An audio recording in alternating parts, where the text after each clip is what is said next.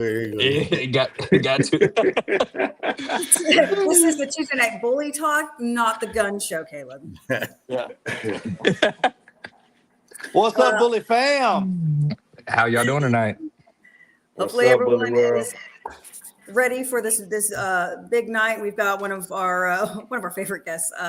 Dave is amazing. So he's blessed us with one visit before the big show this weekend. So for those of you who don't know who this gentleman is, this is Dave Wilson, the El Jefe of the ABKC. ABKC Nationals is this upcoming Saturday in Savannah, Georgia, and he is gracing us with some kind of those last minute updates before the show, and just talking some dogs and talking about the community. And Dave, how ready do you feel for this Nationals right now? Like, where are you? Are you there yet, or are you still home? Like, when are you heading to Savannah? I am absolutely nowhere close to being ready for Nationals. I will be ready the day I walk in that building. Until then, it's pure chaos. I'm still at home. I'm not getting there until Friday. So being that it's in Georgia, it's a short little flight, so it's not that bad. But yeah, I'm so far from being ready, I can't even tell you. All right, do you at least have the attire? Yeah, I got it. I got a couple ways. I even brought out the bow tie. You know what I did? I did that little thing through AI on Facebook, and it like put me in a tuxedo and everything else like that. Smart man. Yeah, but I have to bring that to reality. So I ended up going there. I got That's the tough part. I can come whichever. I'll decide the morning of whether I go full tuxedo or I just wear the tie or whatever. We'll figure it out. But I'm ready. Clothes wise, I'm ready. Mentally wise, no. Yeah, man, is it what about it mentally? Are you still kind of like wrapping your head around?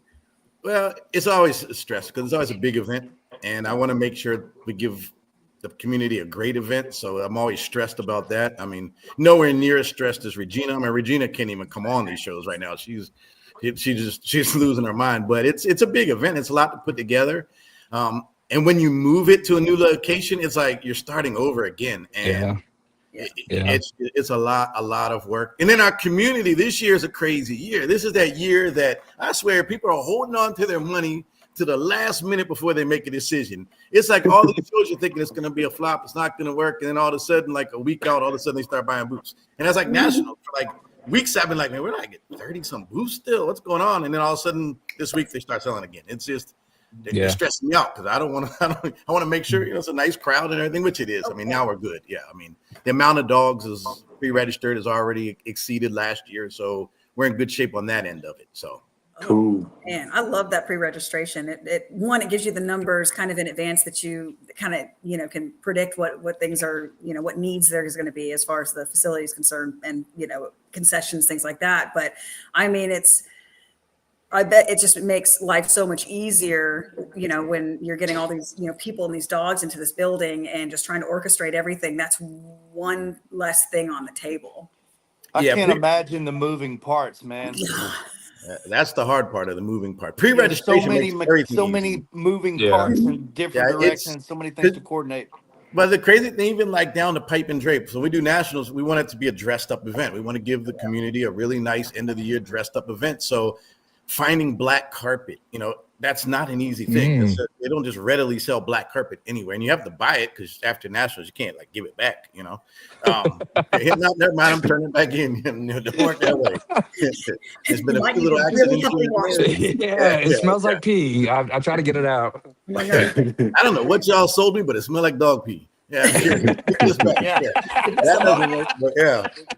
And then even here, like Savannah. We don't know anything about Savannah really, and it's a beautiful venue. It's one of the prettiest venues I've ever seen. However, they don't have all the vendors in that area, so even the pipe and drape has to come in from Atlanta. So you're paying we didn't expect that. We paid I don't know the price difference, but it was double. Yeah, it was double what it was in Houston just for pipe and drape. Just because it's not local. Yeah, so. It's just things you don't think about like that, and then all of a sudden you're like, you have to reestablish all your connections again in a short period of time, and then So me personally, I wanted to go back to Houston. I like Houston, but I was born in Houston, man, so I'm a little biased, but it's really a cool city, and But hey, this may wind up being the best one ever. So I'm excited to see. And if it is, then the community is right and I'm wrong. So we need to, work with the community. But if I'm right, we got to stay in Houston. But we'll figure that out. So Yeah. Well, I like the flexibility of it though. Like you gave it to the community, put it in their hands, and was just like, listen, like I'm like some people, it's almost like this. Well, the only reason it's in Houston is because Dave wants it there, and yet you were just like, no, really, like you know what? Give me awesome suggestions. Here's some cities to throw into consideration. You threw them in the hat, and people voted. You let the people decide, and they did. I mean, and it was not exactly a close race. I mean, Savannah, no, it was. I mean, the next runner-up was Chicago. Right. That was the next runner-up. California was pretty far down the list, unfortunately. Florida wasn't one that popped up out of nowhere and started creeping up. I was like, oh, please, come on. Yeah. You can get Orlando. That's my happy place. So, Yeah. Oh, no, absolutely. Yeah. Hey, real quick, too, before we dive into the show in Savannah. So the plan is that every other year it's going to be in Houston, and then every other year you're going to let the community vote, correct? That is exactly what we told everybody. Okay. I just want to make sure that we I'm still putting my vote in. The reason I like Houston, in all honesty, is because the rapport and everything we have there is great. Like they actually look forward to us coming every year, where some places still have stigma around things like that. And you just never know. Like I said, when we did it in union cities, you have to pay all these added union fees that we didn't know about. And Houston it's just easy. You got two major airports because a lot of international people come, which we can get into later. And it's just here I'm hyping up Houston when we're in national. I mean, Savannah. So, but anyway, I mean, yes, but that is the plan. The plan is to back and forth. And we'll see how that goes. And this is a test run right now. So we're going to see. We're going to see if the people voted, and if the people come out and support, then okay, then we're going to have to listen to the people from here on out. Yeah. We'll find out how much buyer's remorse there'll be. That's fair. Yeah. Say it's a real nice venue though. The venue is gorgeous. It's probably one of the prettiest venues I've ever seen in my life. Yeah. Dang. And we're on the new side. So we're in a new part of the venue. And not only in a new part, which is nice because the old part has carpet, the new part has no carpet, which I love with dogs. And the parking area is literally in front of our hall D. So you literally just park your car and just walk right in. And there's grass everywhere right there. So how many rings are going to be in there this year? It's two nationals. We always run two big rings. We always run the multi-breed, and then we run the American Bully. I didn't know if y'all were doing the third ring for like the Merles or anything this year. Well, the Merles are part of the American Bully now, so they compete. Right. They compete with the regular. I mean, we are doing so it won't be a separate ring. It'll be a part of the main event now. Correct. The Merles are they're part of the American Bully breed, so they'll be able to compete, and people will be able to see them now. I enjoyed seeing them creep up and do their little thing, and they didn't. I don't think that we had to turn out on it that we were expecting, but since then it's gotten a lot of attention, right? Oh yeah, I tell you what it did do. It really brought out the XLs, even though not all the XLs come in our Merles, but many XL breeders, Merles part of their program. And it brought out the XLs, and I kid you not, the XLs have been killing it this year. In Europe alone, we have a huge turnout of XLs. I think that Texas show had 30 or 40 some XLs, and the XLs are coming now, and that has kind of a correlation to the Merle. Yeah, that was my next question, Dave. How many international attendees do we expect? We got people coming from some different places this year, right?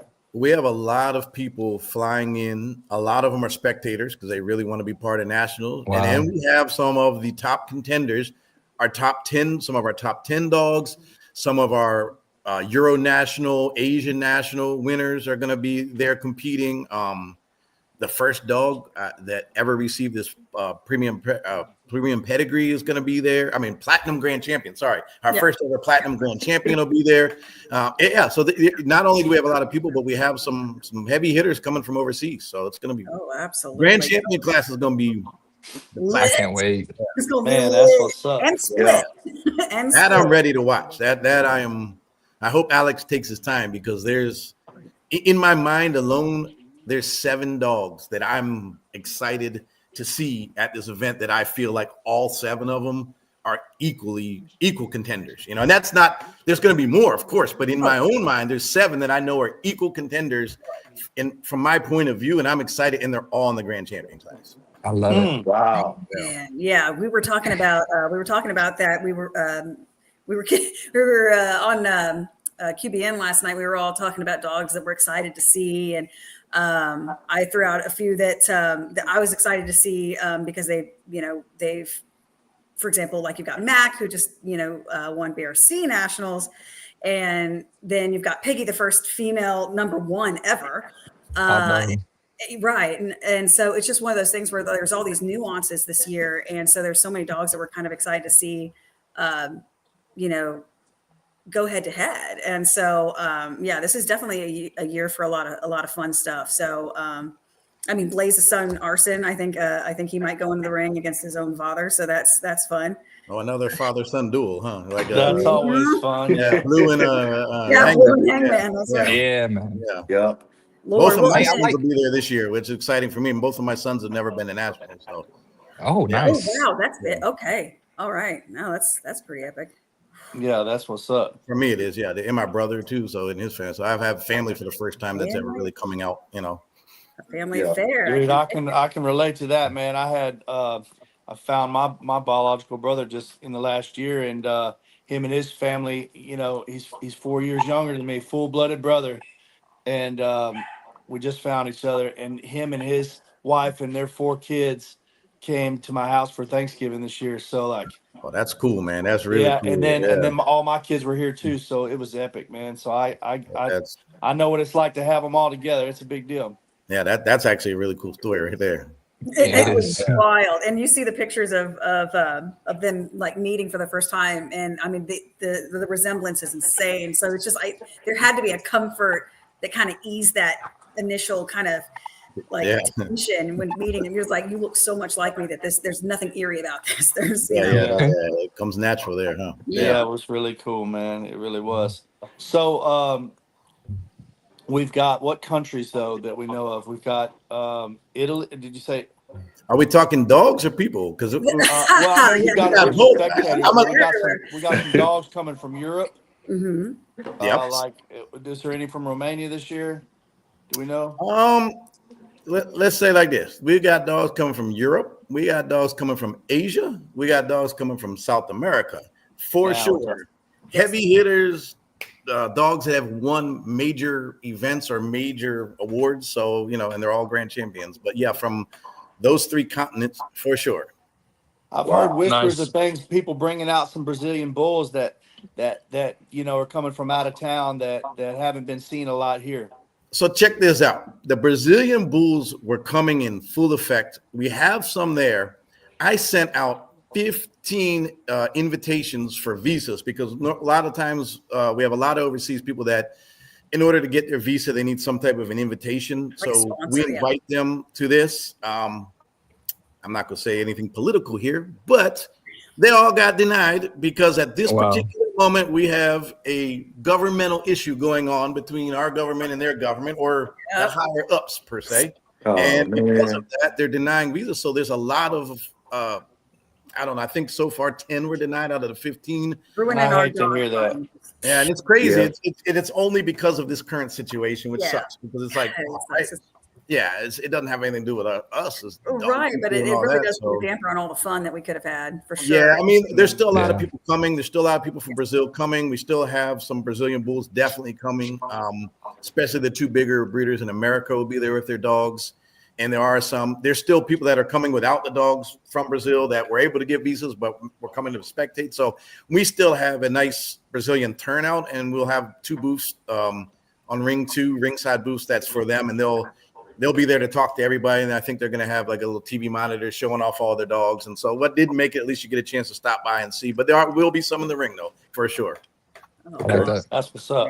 Yeah, because that's one of the things that I truly enjoy about Nationals and General Sciences. You bring people from a global scale into one building, and you're bringing dogs that there's no way unless you actually go to Euro Nationals or Asia Nationals, you're not going to see these dogs stateside. So it's like one of those things where you've brought them to us. And I think that in and of itself is so worth going when to you nationals. meet some of these people and you realize it's their, sometimes we take things for granted here, because I think, we get things too easy sometimes. But Yeah. when you see some of these people and you talk to them, it's like there's people that this is their lifelong dream to come to Yeah. nationals. I mean, we had Yeah. Giuseppe here from Italy last year that it was his dream always to come to nationals, and the family for his birthday actually bought him the ticket to nationals.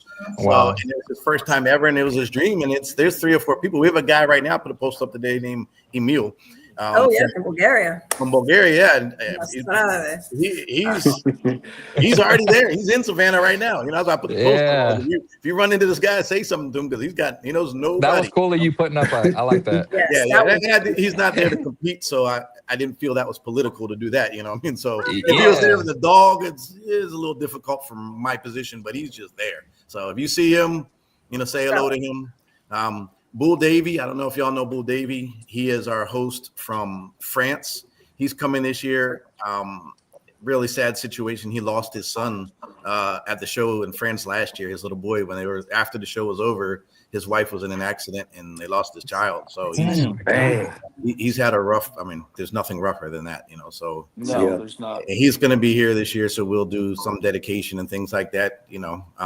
Definitely give the guy a hug if you see him.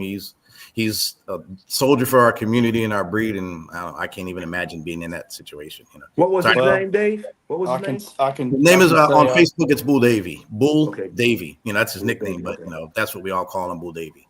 He's I the can relate to that French- as well, man. There's nothing quite like it. My wife and I lost our son, our man. 18-year-old son. It was a year in September, so it's a little over a year now. My condolences. Man. That's It's something, man. It's nothing Yeah. quite like it. yeah. It's. I don't mean to be somber, but I definitely, it's horrible, man. Yeah. My I'll tell you, condolences. I've been to a few nationals in a row now, and I'll tell you something about nationals that just makes it different from any other show for me. It's like, as a breeder, as just a fan, and just being a big part of the bully community as best I can. It's a place where the best of the best come out, and so you really get to calibrate where you're at in your program, what you need to incorporate, what other people are where the effectiveness is at, and you get to see this international professionalism and everybody in our community, from all different walks of life, they get together well. The And vibe is and unreal. it's intense, man. Yeah. It really raises the bar for me every time, man. Even year after year, it recenters it calibrates me, and I get to looking at breed type, looking at things. I'm like, all right, this is what I need. This is where I'm at, and Yeah. I love it for that. And Hey, you know what? that is the point of an event like that. And I tell you, the That's vibe right. is like no other vibe. You go to nationals, if any of y'all were there during that showdown between Yes. Hangman, Yes. Electric. Yeah. Zeus. Electric. Oh yeah. man, I've never felt we were energy actually all like there. So Yeah. y'all know Yeah. the energy that when that I was think that year. Mike and I cried. Yeah, I think everybody yeah. did. Yeah, it was like Yeah. an gonna overwhelming lie. energy that It was. You've been there, you know what it was. So I expect the same this year, especially when we hit that grand Hey, class.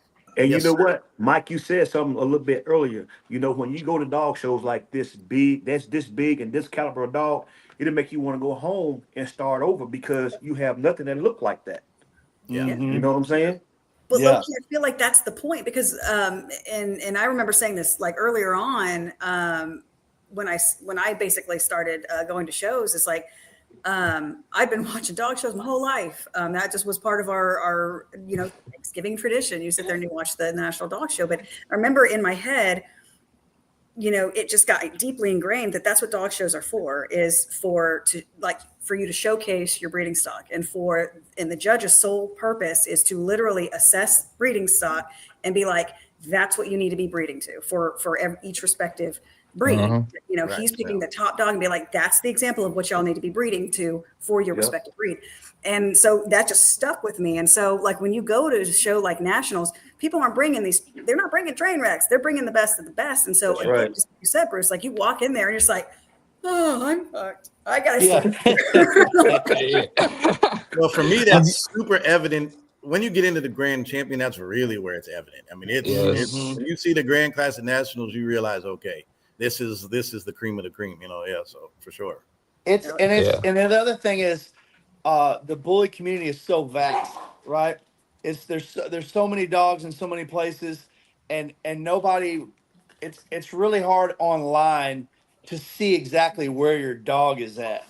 Yeah. So like people think that they got all this and all that, and then they're like, well, let me go see what's going on, right? And then they get there, they're like Yeah. shrinking in their shoes, Yeah. like Again, wanting to hide, like shit. I'll I'm never going. get a I'm picture going of my back home dog. and using Photoshop again. Yeah, forget this. Yeah. got so many jokes. I'm not going to do it. Yeah. Yeah, no, but that's I believe the purpose. And someone had said it earlier in the comments. They mentioned shows like this. Do they push the breed forward? And I feel truly that yes, a show of this caliber where people are bringing that level, that tier of dog, that's what this is it's pushing it forward so that way. And we've told people tons of times, this is like, if you really want to see where your program is at, where the breed is heading, you've got to go to these shows. But most importantly, you got to go to nationals. It's the 100%. Super Bowl, baby. Yeah, somebody said Gotta that to go me there. earlier today, and I was like, I never thought about that, but it actually is. It's is. the Super Bowl for the American Bully for sure. Yeah, that's It right. is, man. Yeah. And then when people ask me, what is the example of what you all are looking for? I said, just look at the Nationals winners. I mean, that pretty much gives you a ballpark idea of where the breed should be, and it's pretty consistent year after year. Yes. I mean, with the progression of the breed, but yeah, it is. So it's I where can see, we've had you on here before, and on QBN there too, and I've had the pleasure of getting to watch both of those interviews and being a part of both of those platforms, this and that one. But I would want to ask you, man. So, where do you think, like, obviously the American Bully is a progressive thing. We're evolving, and some people like the direction, some people don't. Me personally, I love the development, the evolution of the American Bully. I think, like, in the last probably a little longer, but definitely the last 5 years, we seem to be really dialing in on a different look entirely. It's not even a resemblance to the pit bull anymore. It's its own thing. And, like, how do you feel about that and where we're at and where we're headed? Okay, so that's a really good question. You pretty much answered your question too. Yeah, low key. I did. I didn't mean I was to. ready to jump in. I'm like, okay, you said Spread it up. There's nothing for him to knock down. You've already knocked him down. Here's the thing about the American Bully. When we started it, we all had pit bulls. I mean, that is what we had, regardless of ancestry or questions. Pedigree wise, we all had pit bulls. I mean, that's what we had. And when we came up with the concept, truthfully, it didn't exist. The actual dog, only the concept existed. Right. So we had to make that, and it takes a long time to get there. You can't. What they say, Rome wasn't built or whatever. He wasn't built in a day. It's a story because you have to start somewhere, and you have to get to where you're going, and it takes many years to build that. And I know there's always arguments back and forth for like, oh, this isn't what it was. I want it like this.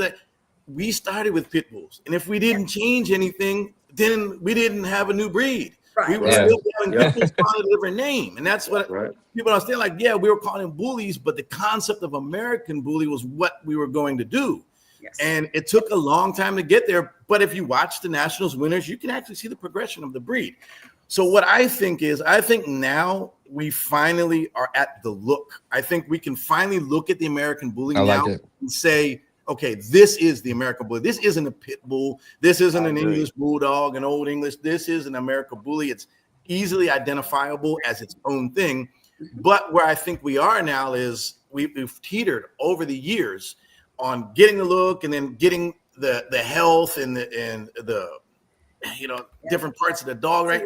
Hey, man, that's a now I think where we are is we are at the look. So now it's time to start looking at the other things. Now we need to get the health, the functionality of the breed. We need to smooth that up. I mean, don't get me wrong, they're out there. I mean, I always use Blue, Grand Champion Blue as an example because that dog has it all. Like, he has the look, he's got the temperament, he's got drive. He's not that lazy dog that won't do anything. You know what I mean? But he's also got that mass of the dog you would think couldn't do anything.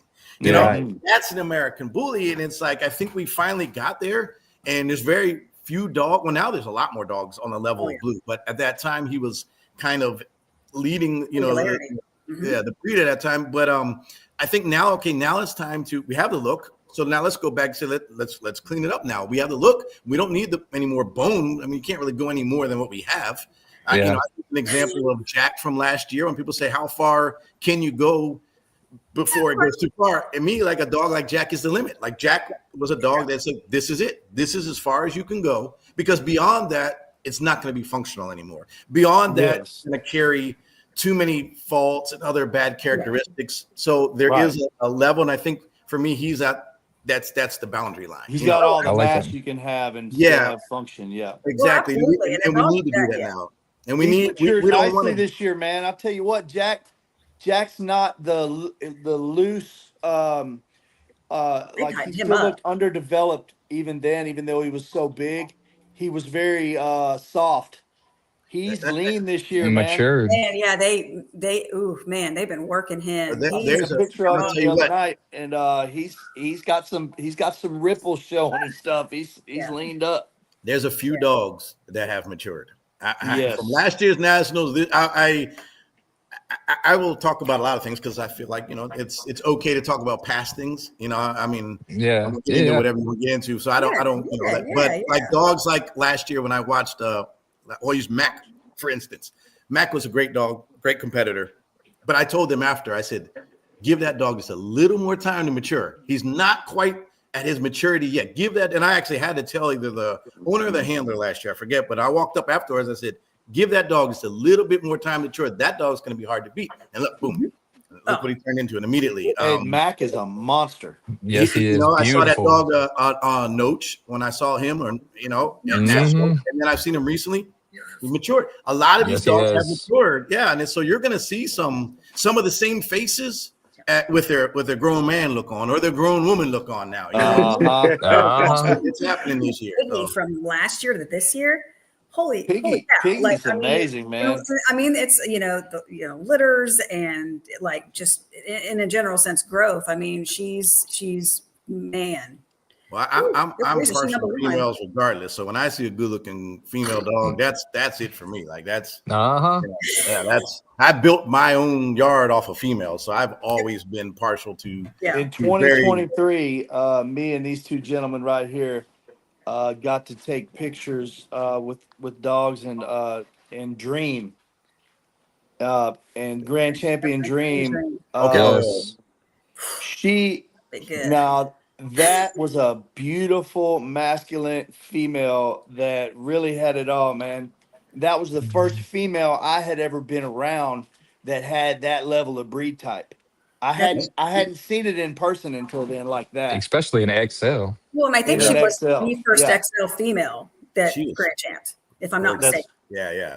But see, that's the thing, you know, when people say, oh, you can't have this, you can't have it, you can. You can. I mean, it's hard and it takes work and it takes time, but you can do it. I mean, you see it all. You just brought one up right there. I mean, you see it all the time. I mean, and then female, I mean, this breed is a masculine breed and females are supposed to. We always bred for masculine looking females. I mean, that was my whole concept anyway. So, I mean, I don't know why people say, oh, males stand a better chance. And not in my book. I mean, if a female is looking that good, you know, males tend to be bigger dogs, but you cannot deny when you got a girl that's looking like strong, muscular, you know, I mean, you cannot deny that on a when a girl's got it, it's more special, it seems, because it's super special. We talked about this on a show last night, and it's kind of like you see it in men more often, but it makes it that much more special in a female dog when you see it. Yeah, yes, for sure. Yeah, well, and I look at this common.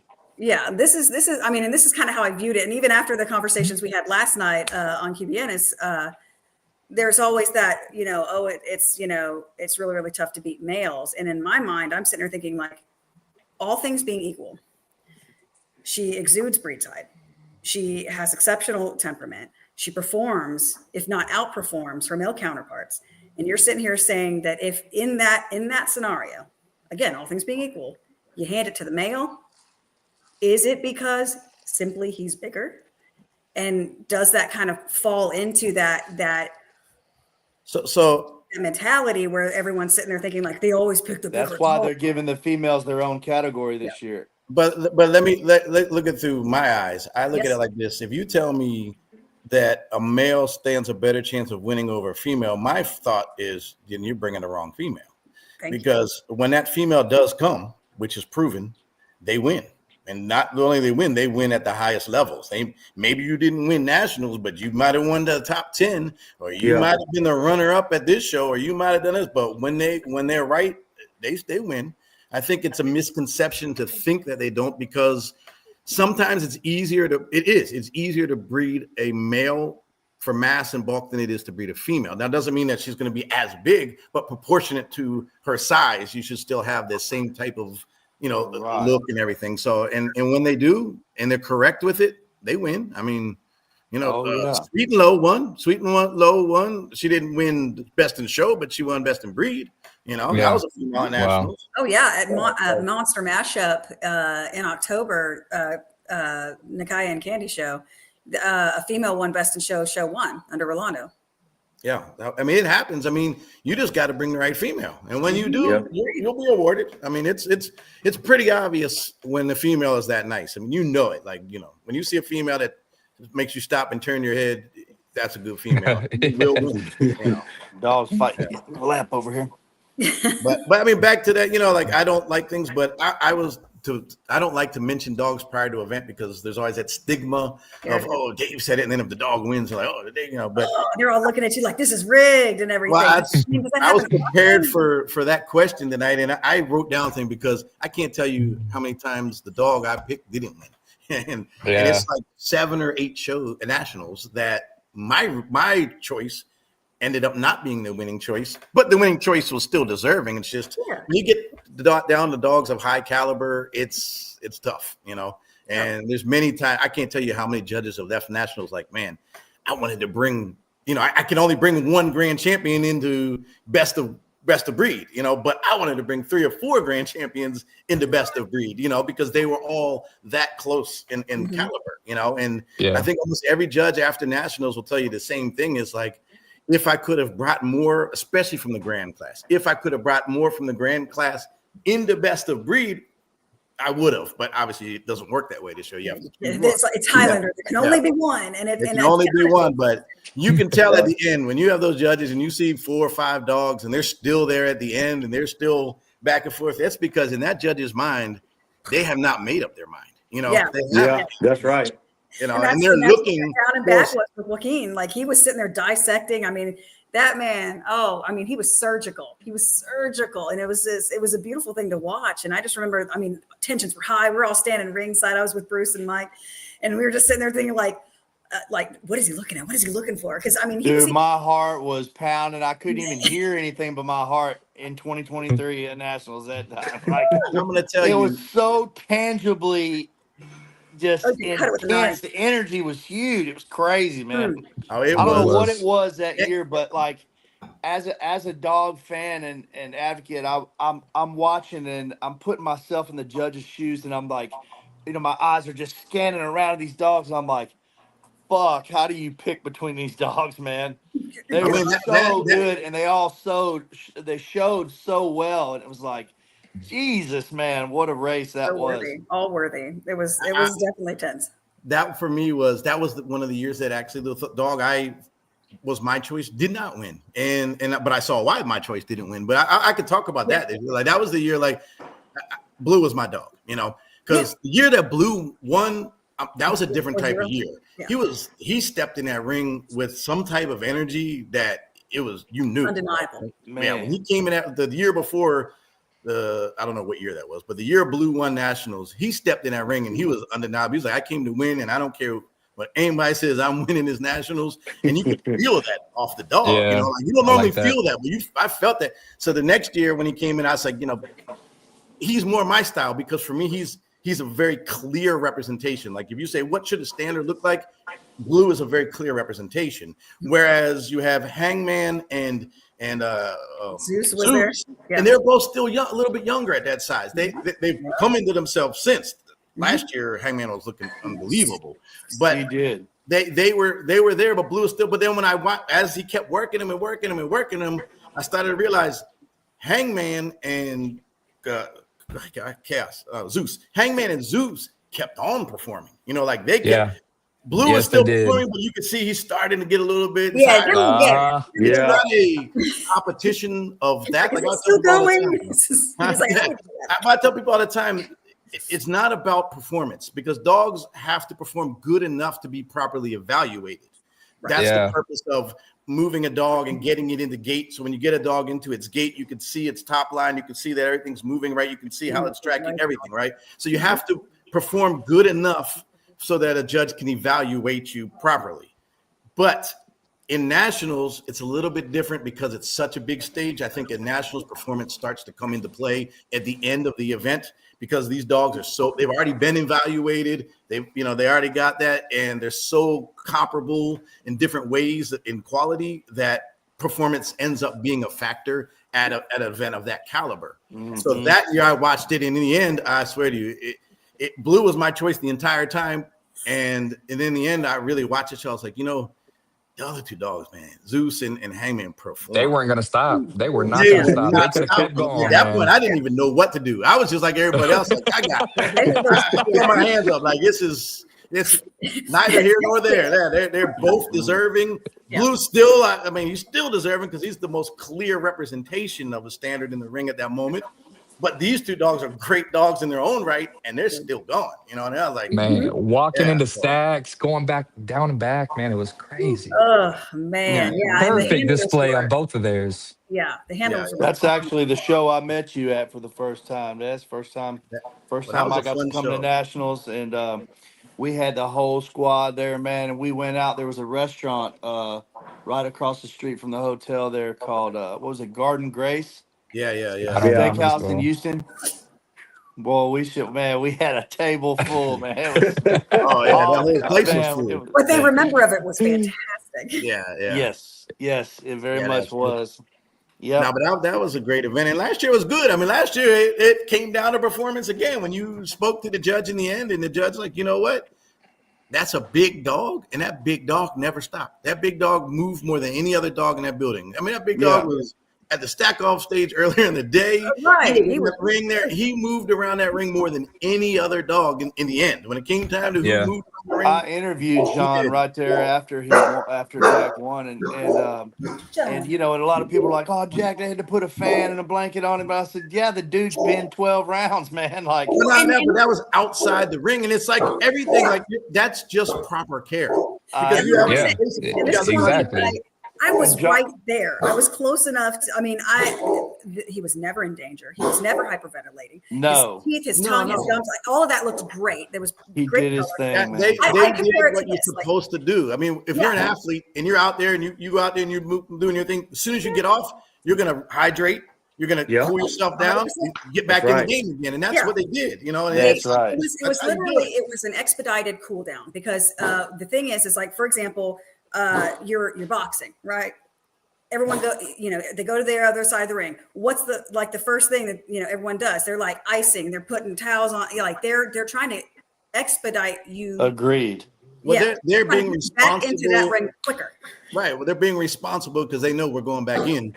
So we're going to have to work again. So let's make sure you're at your peak right now. You're hydrated, you're cool, you're ready for round. In that case, you were ready for round 12 or whatever that was. Woo, bless him. So, yeah. And I got it. That's another nationals. I think, in my personal opinion, Hangman came at a different level. Like I was like, oh wow, that dog matured. Yeah, and I really liked that year.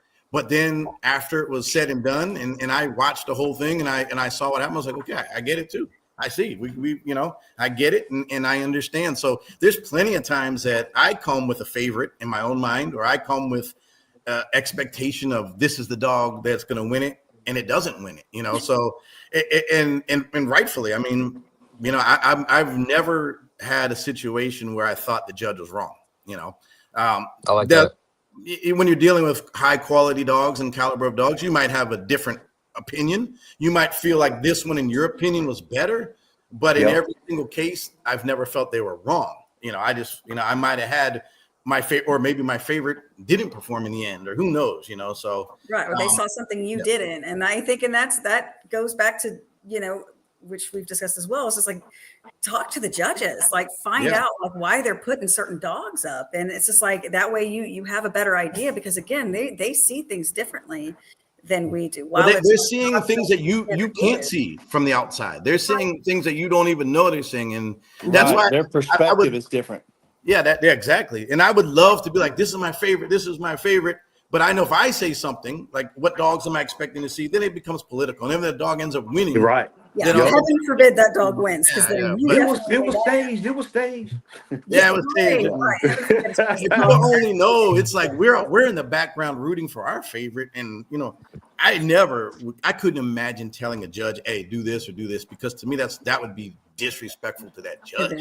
Forget everything else. That would be blatantly disrespecting a judge. Like, you can't do that, And right. I agree with what you said about Hangman Dave. When he came back the next year, last year, it was the best version of him I had seen to date. He looked better than when he won. I agree, and even me being a little naive, like that is the best version of him, but that doesn't mean you're the best of today. And I get it. I do get it. But he did look good though. I mean, he did. I'll tell you what made Hangman such a unique dog just for me. He has a floating glide where almost like you could serve serve food off his back. Like he could tote drinks into a bar. Yeah. He looks like his feet just move without his back. It's just float. He's a gorgeous dog. It's wild. Yeah. But in their own right, Jack did his thing. I mean, we're when you talk to John, and he'll explain it. John's a great. I mean, John's been in the breed since the beginning. He's one of the founders. I love John, man. He's a great judge. When we talked to him after Nationals, like he broke it down for us, and it was just one of those things where, I mean, he's 100% right. A dog of that size with those features to move the way he did for as long as he did was just unheard of. Mm-hmm. And exactly. I mean, he pushed, and when you're dealing with the caliber of competition, that being a factor, one of the factors that gave him the edge, that's what it is. Because John, being a breeder, understands everything about the dogs. I mean, he understands the makeup of the dogs. He understands everything, and he understands what it takes to build a dog of that mass and that size, still be functional and still be able to move and still be able to. He understands that, and that dog is built. I mean, that tells you, So I agree with the decision. But again, like I said, there's plenty of times when I come in with a favorite or whatever, and it's not always the case. I mean, everybody gets their favorites and gets their heart in it, and we're all biting our nails for different reasons and stuff in the moment.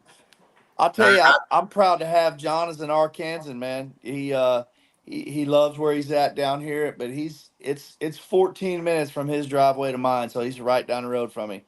And, oh wow, that's cool. Lucky. Well, I tell you one thing about him is he almost killed the handler though. That poor guy. Yeah. Forget the dog. We need to put him on oxygen. Yeah. Literally, there's like every picture, like from different angles, you see him like when he's I was looking around for the defibrillator. I was like, I gotta get out here. Yes, poor kid, man. Oh, that's a big ring, man. That's a big ring to go around. Huge ring. It's the biggest that we ever do. That's a 60-foot ring, So jeez, man. Yeah, it's a nice ring, but so I'm stoked this year. It's a slow year. It's a weird year. Financially, it's not the best year, and in dog world, this is not our best year. I mean, for so many factors, from the flooding the market during the COVID era to economical, it's not the best year. So I was really stressing a little bit early. I was like, I don't know, and then all of a sudden it's like, no, the community came, they show up in the end, like this past week I started getting excited, really. And the past 2 days I started getting too excited. So well, and even Pam was just like, we just bought our booth. I think the dogs six left. That's it. Spiking back up, don't you? Yeah. I feel like we had a dip after COVID, but I feel like at the same time that American Bully is finally like locking into its look, I feel like the economy's kind of catching back up, and I feel like the bullies are they're still sought after quite a bit. I think that we got some good things coming ahead. What do I you agree. think? I think COVID it had some negative things in the dog where it made a lot of people a lot of money, and it made a lot of people breeders that should never have been breeders. It made tons of dogs that should have never been made. But I mean, you can't deny it. That's what I mean. There was just so much Yeah, it's money not in the the dogs' industry. fault. Yeah. Everybody either wanted a dog or they wanted to breed dogs. And that became a business of COVID. You know, it's crazy. But it did 3 years worth of damage, is the way I look at it. Like, you have 3 years after where the market was flooded with a lot of not quality dogs, poor quality dogs. Right. And sadly, a lot of those dogs had a short longevity physically too, because there was a lot of poorly bred dogs internally that came through that time too. So Yeah. it's one of these things that we're on the tail end of it. I think next year we'll start the climb, we'll start back up. And I think people are really starting to realize quality, and they're starting to really like that thing we're doing right now with the premium pedigree and little things to highlight health disorders within our breed and to bring awareness and consciousness to that. I think it's working, and I think people are starting to realize, hey, we want to see that if we're buying a dog, we want some type of guarantee that this is a healthy dog, that if we're going to pay this amount of money, that this dog is going to give us 12 years of joy, or whatever, not 12 months of it, So, Dude, I think the premium pedigree is, I mean, dude, straight up, I got to give you your flowers where it's due. I think it's just fucking genius. I think it's the best move, the best thing that could have happened for the American Bully, because it kind of puts an expectation on a breeder that was much needed, man. It's like, hey, if you want to breed, you want to compete at a high level, put that paperwork on it. You know what I mean? Because people are going to start doing it, and then other breeders are like, hey, we got to get on board with this right here, well, otherwise they're we're gonna getting left require behind. And so it raises the bar. If it's like, hey, you don't have to do it, but you're going to want to do it because everybody's getting down like this right here. Now, this is the level that this has been raised to.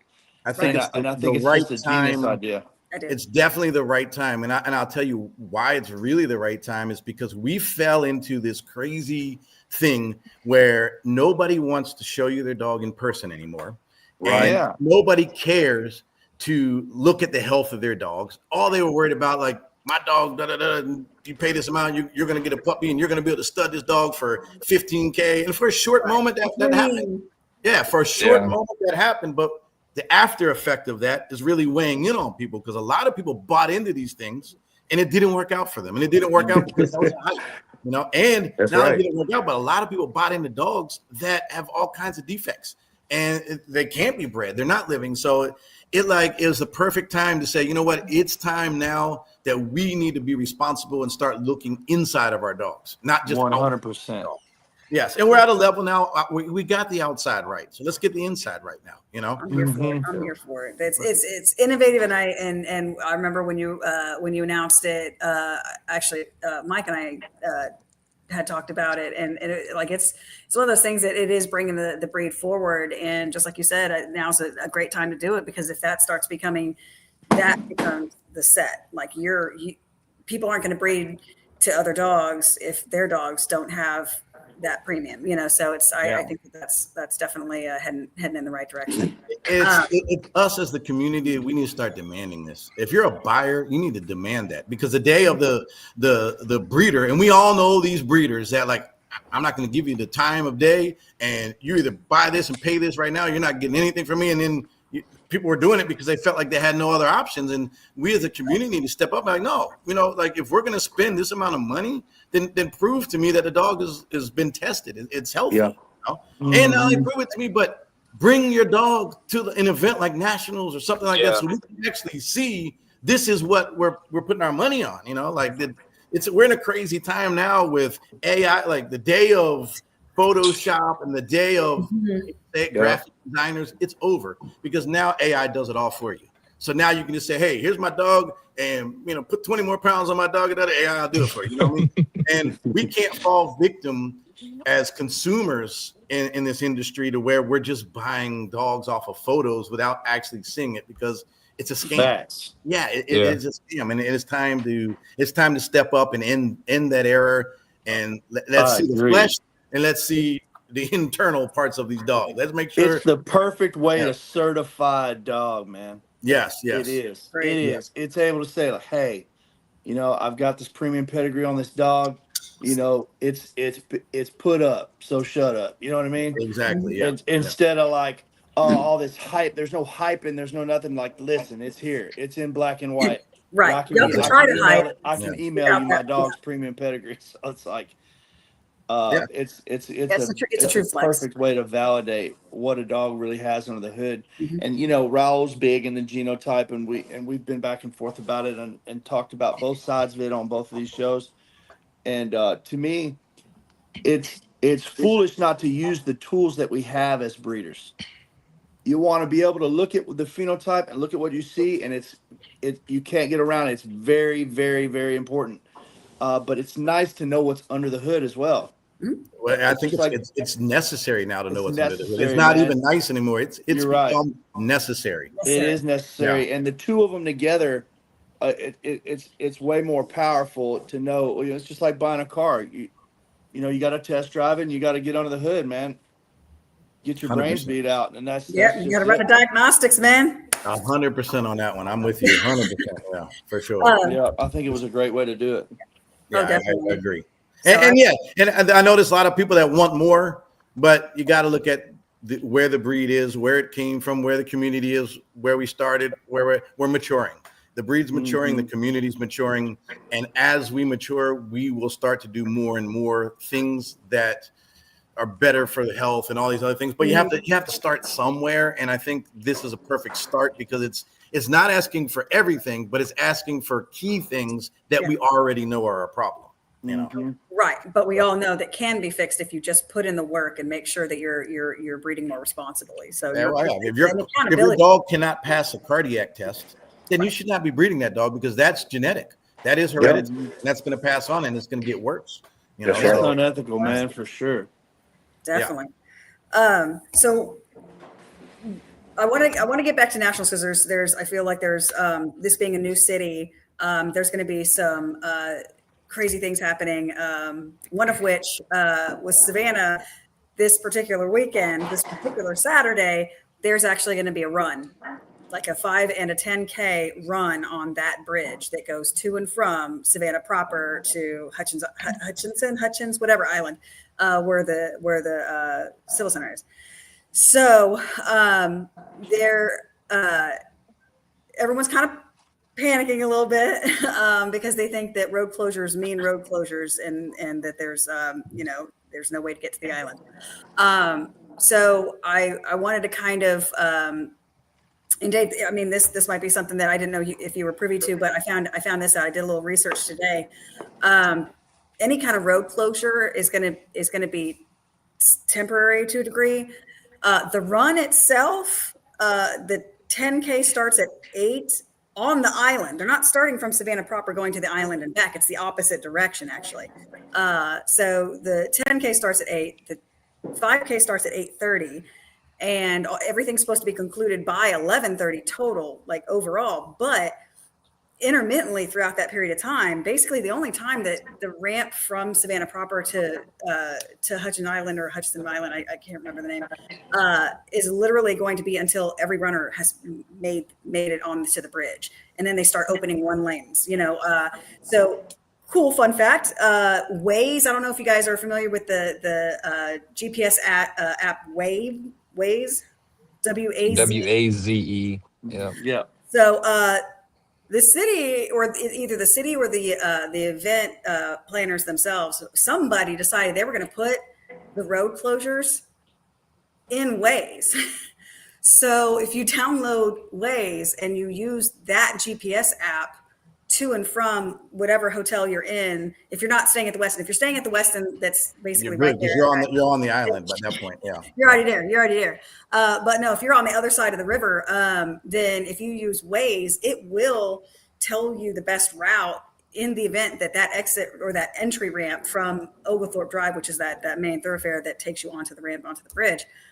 It'll tell you when it's closed, when it reopens, and if it's one lane, and then so Waze will be updated with the lane closures.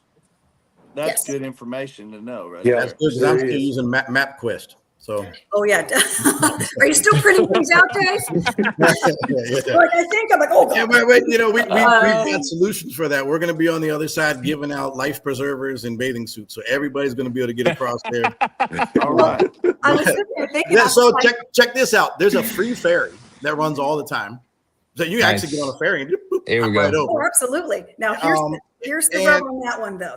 There's a slight problem with that though. Yeah, is I that- know it. Other than the fact that it's going to be raining that weekend, it's also one of their stops. It's the stop that puts it right in front of where the Marriott Riverfront and the AC Hotel on that historic Riverwalk. That stop, they stopped running it at like 6:30 In the afternoon.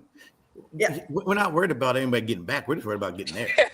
Exactly. We'll figure What are you that talking out about, later. man? Nobody's worried about getting home. Yeah. Yeah, We'll exactly. figure that out later. Don't worry about that. A couple of these artillery punches, you're not even gonna care about that stuff. Don't worry. Hey, listen, you take enough of that artillery punch, you can swim a mile. Yeah, you're good. Don't worry. Yeah, I wouldn't swim Oh that my river. gosh. That river is fast moving and it's brown and there's some big. I've never seen a cargo ship in person until I went there. Holy shit! I was in a hotel. Excuse my language, but holy shit, because I was in the third floor, and all of a sudden I looked out the window and the window is yellow. I'm like, what the hell is yellow outside my window? And I got outside. This thing is like 10 stories higher than the hotel. Like, my I've God. never seen ships like this. It's something to see. I mean, these things are crazy.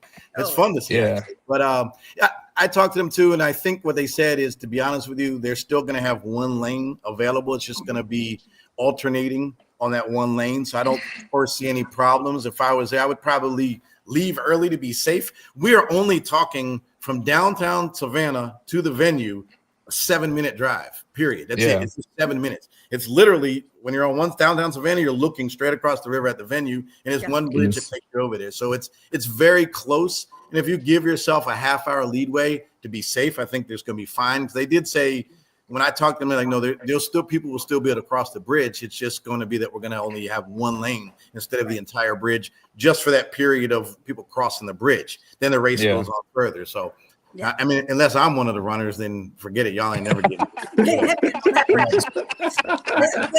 I definitely cannot get the premium pedigree. I will not pass, for sure. Oh no. We got people hey, talking hey. about sleeping in the parking lot. Yeah, Yeah, that works there too. tonight. Yeah. Yeah. Hey, Dave. So Go ahead. go ahead. Hey, I got a question. So Friday. So a lot of people are showing up on Friday. What can people expect on Friday? Did they find a park to do the meet and greet? And what time is the day before setup? So the setup, I believe, starts at 3 or 4. Okay. 4 o'clock is set up. So you want to be there at 4 o'clock. Tone is working on the meet and greet. It will be in that area because between the Westin and the venue, there's grass everywhere. There's grass fields all over the place. So there is somewhere right there where people will be able to meet up. The problem is nobody lives in Savannah that's able to go over. Actually, that guy Eli, what's his name? But he doesn't speak English. So never mind. That ain't gonna work. But somebody that gets there early could scout that out and let Tone know exactly. It's gonna be between the venue and the hotel. We know this for sure. We know there's plenty of grass areas out there everywhere.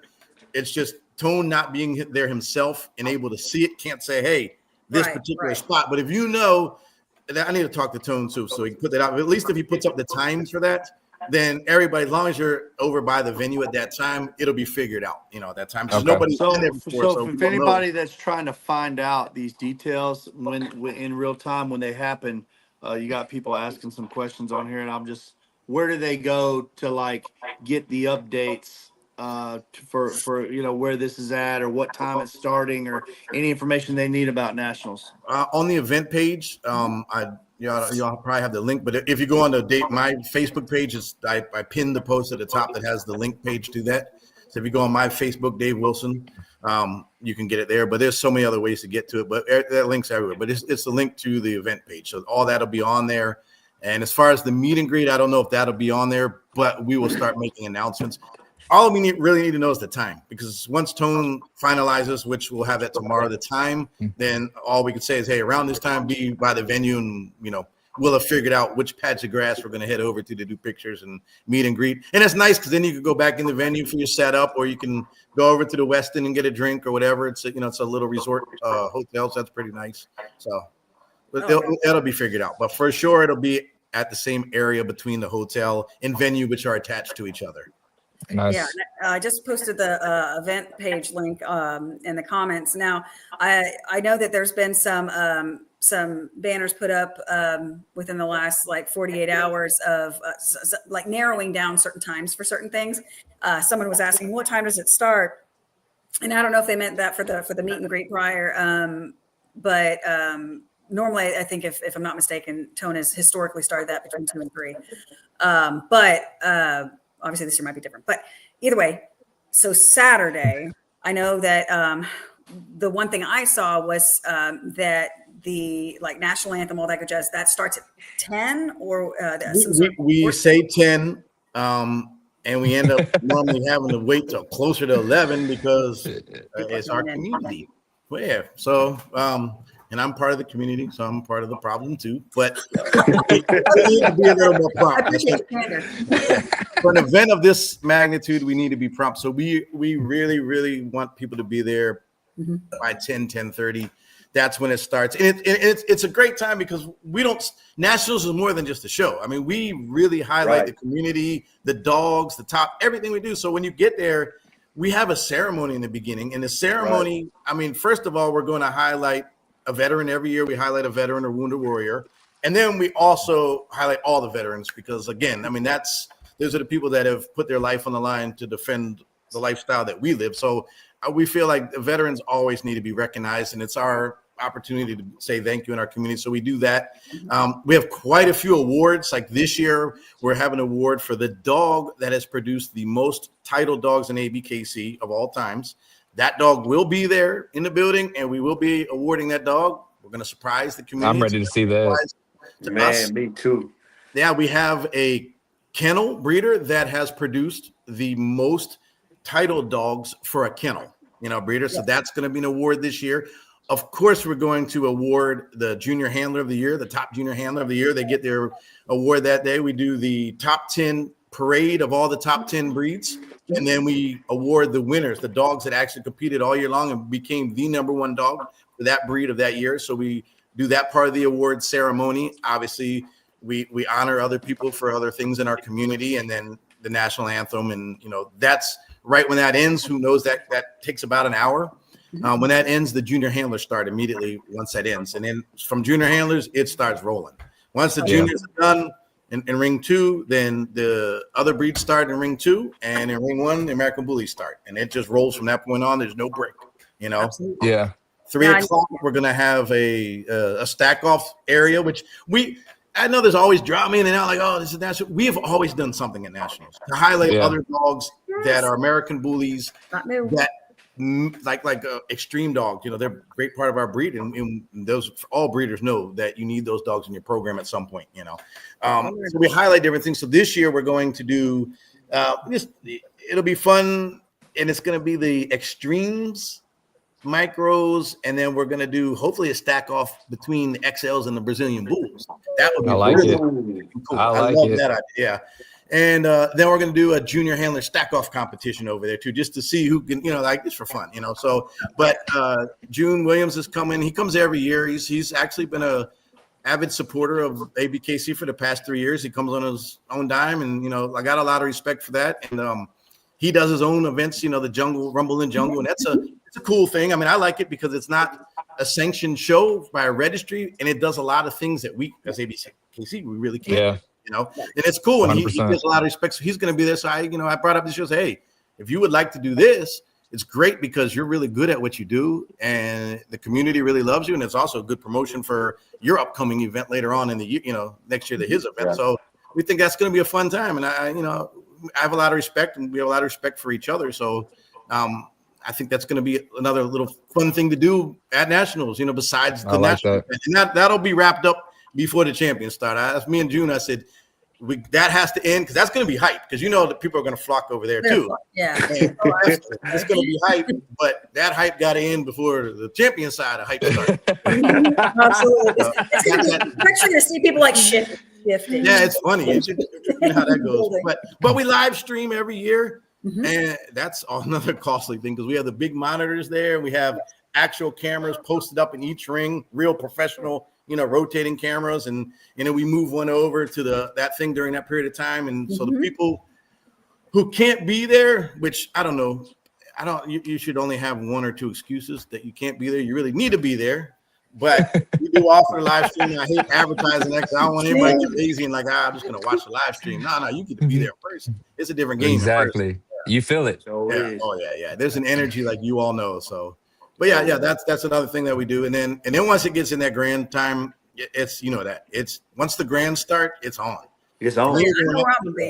Oh, it's crazy from that point on. And even when that's over, once the other winners of the other breeds come in and it's best in show, and we have some really cool breeds this year. This year, yes, we have some Dobies coming. We got nice Brazilian Bull the first time ever in the ring at a Nationals. Dachshunds, we have Dachshunds, this year. That one, I'm not gonna lie, that one weirded me out a smidge, but I'll take it. I mean, it's nothing against the breed. It's just like Brazilian Bull, American Bully, Shorty Bull, French Bulldog. Dachshund. So here's we are an all breed registry.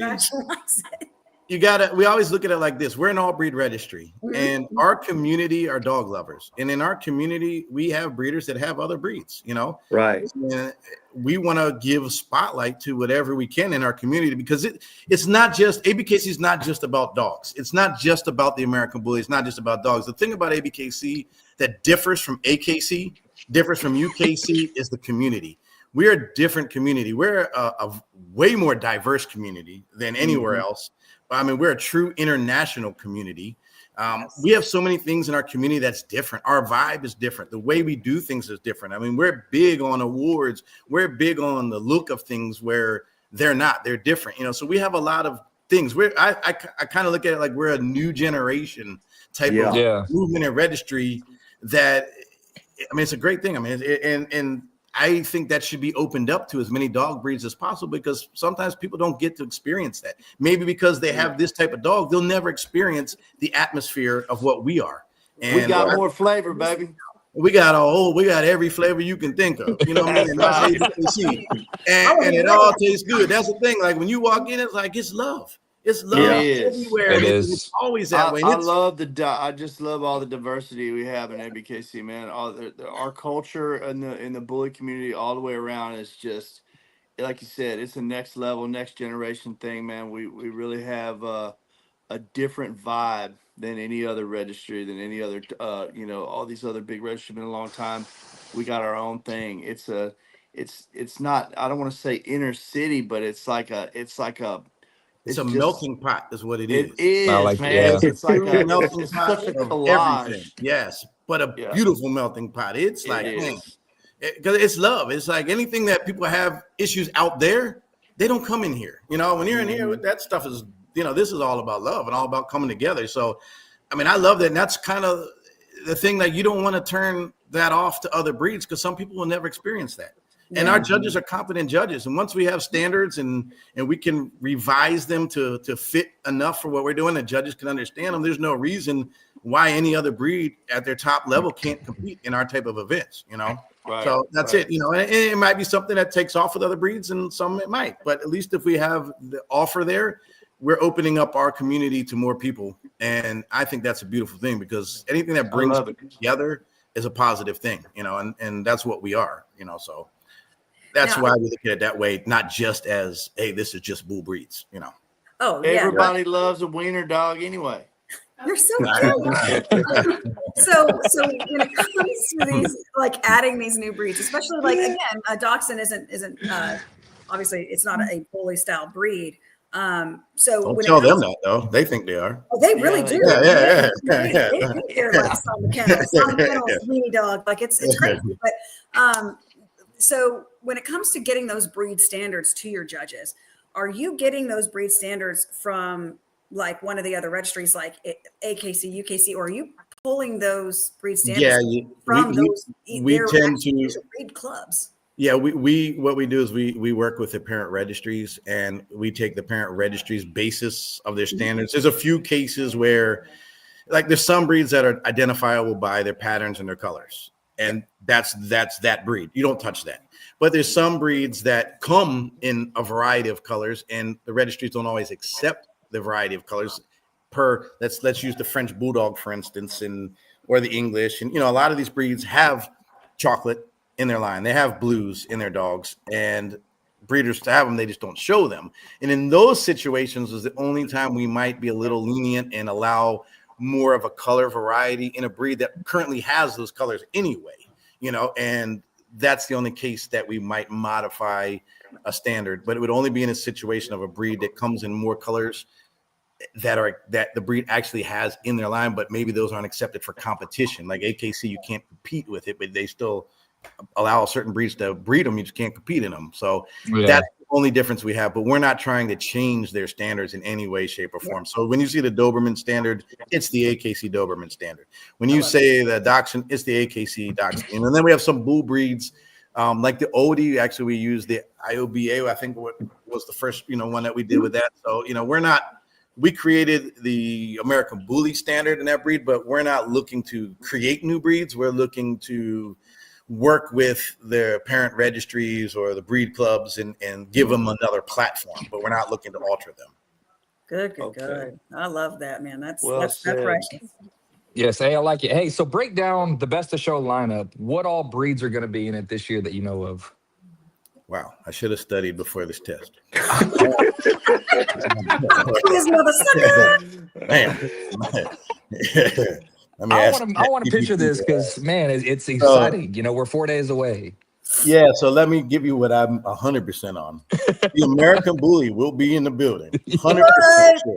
The Shorty Bull will be there. The French Bulldog will be there. The English Bulldog will be there. Obviously, we said Doberman, and we've said the Dachshund, and we've said what else? Brazilian Bull. First time. I don't know. Sometimes we have Bull Terrier. Sometimes we have American Pit Bull Terrier. Sometimes we have Amstaffs. I think Pit Bulls for sure this year. I'm not sure if the Amstaff or the Bull Terrier is this year. I would have to check on that one. The English, obviously, we'll definitely have English there. Old I English. believe that's Oldie. Yeah, the old English. Did I say that? I didn't say that. No, That's just one say of the the oldie. breeds that you Yeah, said. hey, because I am an oldie and I can't remember everything. So I thought I said oldie. I thought I was one of the first ones I said. He wouldn't pass that test either, so don't put that on the premium category. Hey, if we're relying on my memory, we're both up shit creek. I mean, It's not even that I forgot. I actually thought I said it. So that's even worse. What's bad is that I don't remember if you did. I just was like, sure you did. I did play it back. I'm pretty sure I did. I know, seriously. They go Caleb flexing the arm again, man. Hey, man, I'm sorry. It's hard to hide them. It's hard to hide them. That's what we know what you did when you went off camera. Now he went over there and he did the old Bashar. Went off camera. A couple push-ups. Yeah, he got a little curveball over on the side. Yeah. Oh my so the gosh. reason we were kind of curious is we actually we know Miss Connie. She actually I want to say In the Connie comments. Yes, so she has some gorgeous bull terriers and plenty of them. And so I know that for a second there, we were kind of curious to see if she was going to go. And then there was a question of whether or not there was going to be a class for them at Nationals. So it's definitely something to kind of look into. Well, we've had them before, and I'm back to that time where we're talking about who my choice was, and my choice hasn't always won. There was 1 year. I don't know what year it is. I mean, my memory's not the greatest at all if I have one. But there was 1 year, there was an oldie. I swear, that dog to me, that was best in show. I like, man, that oldie. I mean, I understand when a bully wins a lot of times because the bully has to go through way more competition to get to the final than all the other breeds just because of the amount of dogs there are. So you have to, in some regard, understand like the bully fought through a lot of competition to get here, whereas the other breeds didn't have as much. But it's still the best dog of every breed. But there was 1 year, and I think the Bull Terrier got second. And I was like, that was a damn good Terrier. Yeah. She makes some beautiful ones. So it would be such a shame not to see them. Yeah, well, Yeah. I love them. Old Man. English That's one of my Bulldog's favorite gonna be breeds. there I love this year that we Jared. looked at last night. I've never seen an Old English Bulldog quite like the one that we looked at last night. It Ludicrous. was Yeah, Yes. Ludicrous, yeah. beautiful, beautiful Yeah. dog. Oh Jesus, yeah, man, yeah. that's the Ludicrous is biggest. good. There's another one that I posted not too long ago, either this morning or last night. But I want to say it's Predator Bullies Rampage. Damn, like also very impressive. Well, Old I will be surprised to see. I will tell you what I went to Virginia show a couple, I don't know, last month. Chris Moore and Gina Moore threw a show here in Richmond, and I went down there and saw. I had never seen so many oldies in my life. They had like almost 40 oldies in that ring. Uh-huh. Good looking dogs. I was like, we need to get all these dogs at Nationals because there was that was an oldie show. I mean that show the oldies Substance. came out and gave the American Bullies run for the money and the amount of dogs that were there. There was quite a few oldies, and I saw We some. got a big oldie show coming up in Arkansas in the next few weeks. I Yeah, think that's yeah, I all. thought I remember reading that. That Well, they were man, there, and that show at Chris's, I was actually shocked. I was like, "There's some really Good looking looking. oldies." Yes. Yeah, I mean, good looking to the point. Like, damn, okay, if I'm not an American Bully guy, I know where I'm going. Yeah. But I can't do that to my breed. But yeah, That mass, that muscle that they were all carrying, man. It Yeah. was Hey. different. I saw it. when they write, they write. That's the best. That's why I can word it. Yeah. Well, you When they got to look think good, they look damn that size that we're talking about, that bully size that's in those oldies, man. That's part of what made the Brazilian Bull this thing Yeah, that yeah. it is. It did, yeah. Yeah. You will see. He's probably not competing at. You know what? I can't say anything because I don't know who's competing and who's not. So I don't even want to, No, but you're gonna see you're gonna see a couple of those Brazilian bulls that'll blow your mind. Yeah. Hey, Dave, we've had a question a few times now. I got to ask this. All right. Is there any plan for Fluffy? So here's the thing with the Fluffy. We allowed it for registration if it came with AKC paperwork because it was a trait in the breed. We did follow their standards since they didn't allow it to be competitive, for competition. Then we followed that suit too. It was a period of time when it was being pushed. But it's kind of fading back out. I don't think we've ever really been in a position where we thought we were going to add it. I'm not the expert on the French Bulldogs, and I tend to put that back on the true French Bulldog community and what they feel about it. It's like if you came to me with a a furry bully or whatever you want to call it, hell no. long hair.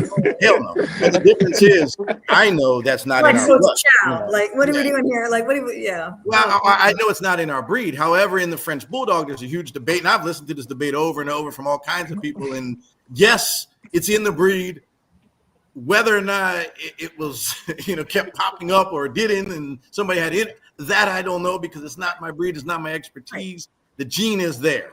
The gene is not in the American They've Bulldog. got some genes that are there in the French Bulldog that that are kind of shocking, but they're in there. Yeah, and see, I just don't know enough about the breed on that type of stuff. I know about the breed standard, and I can look at a Frenchie and tell you it's a good Frenchie or not a good Frenchie, but I'm not knowledgeable enough in all the history behind it and the genetics in it. And that's not a breed I've ever put my personal hands on as a breeder.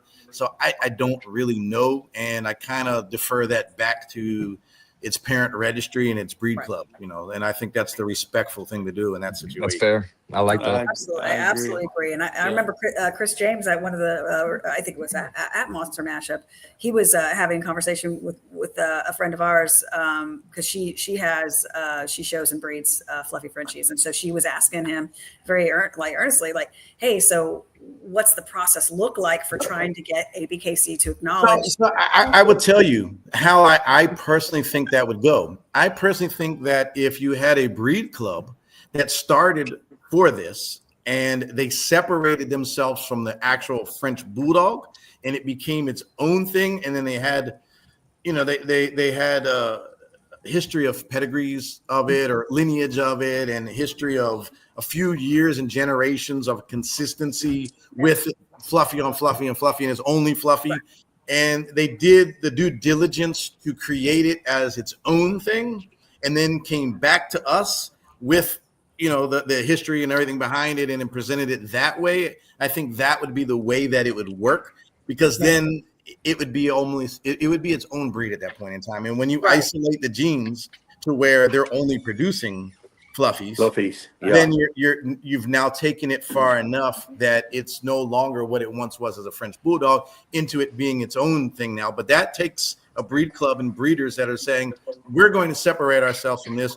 We're going to spend a few years and generations of building this as its own thing, to where genetically this is what it reproduces.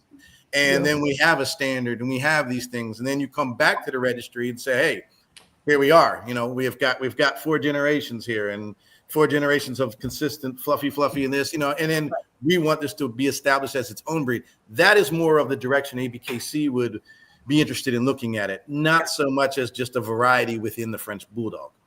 Aha. Good. Yeah, because that does feel like it can be somewhat confusing, because there are other breeds that are very, very similar to that, where like the other coat style or length has to ultimately become an entirely separate breed. It still retains the Jack Russell. You have the Jack Russell, the Parsons, and then you have the wire hair. Collies, you have the smooth coat, and then you have the actual collie. And so it's like bearded collies, like they retain very, very similar breeding. But the thing is at one point, what made its coat different makes it different enough that it can't be the same breed anymore. Yeah. And those type of genes, all breeds were created by blending other breeds, and those type of genes tend to stem from something back when another breed was introduced. And that's fine. You do introduce other breeds to create breeds, because that's how you create them. They don't just change, air. So that's typically people are like, but that's typically that's my argument with the American Bully all the time. Is people like the lineage behind the American Bully, it's not purely true pit bull. This, I was like, well, you know what? The American Bully started at day one with this. Whatever was behind it is behind it. But where we took it is what created the consistency of it being its own thing. The other stuff irrelevant in the background, because that was prior to it becoming a breed. It's on now. And once you become a breed, that's when it becomes important, because once you're established, then you can't do those things anymore. And that's where I draw the line. Is I don't want to introduce something new now because it's established. You should have did that in the beginning. So anyway, I kind of feel that way with the fluffy. It's kind of like, it's a trait that's in there, but it obviously comes from something in its origin and probably in more recent years, newly introduced things. That's just my guess. But I think if they wanted us to acknowledge it, I would rather bring it in as its own thing. But I don't want to just say, okay, you're a fluffy, come on in as first generation of this. No, that's not our job. That's a breed club's job. You all work with it for a few years until you've established a breed a breed that can consistently reproduce just that, So I like that. That's the right way to go about it. Yeah. When you start having entire fluffy litters and you start getting a consistency in the lineage and all, that's like where this dog is producing only this dog.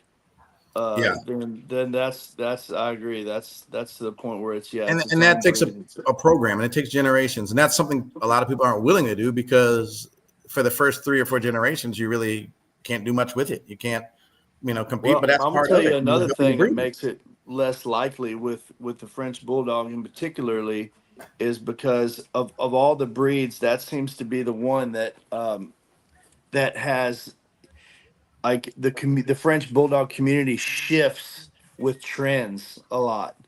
And so, like, there'll be different looks and different things trending for a short time, and it's a pivoting thing. It seems to migrate in different directions. And first it's the pinky is hot now, and then it's the fluffy, and then the wiry, and then it's and it's like every time you think what's hot, it's something different in that particular. Those are like, they're little fad things, and it happens in so many breeds, and those things.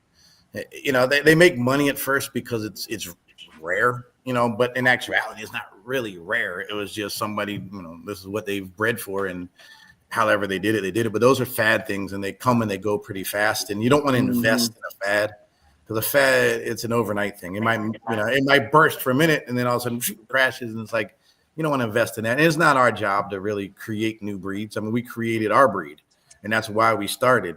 But we didn't set out to create other breeds. We're So if a breed holds enough to where there's consistency in the pedigree and in all that, and it becomes its own breed, then it's like, okay, then y'all can present it, bring it to the table, exactly and we'll yeah, take a just look like at they it. did with the Shorty Bull. I mean, Right. that is how the Shorty Bull came to ABKC. We didn't create the Shorty Bull.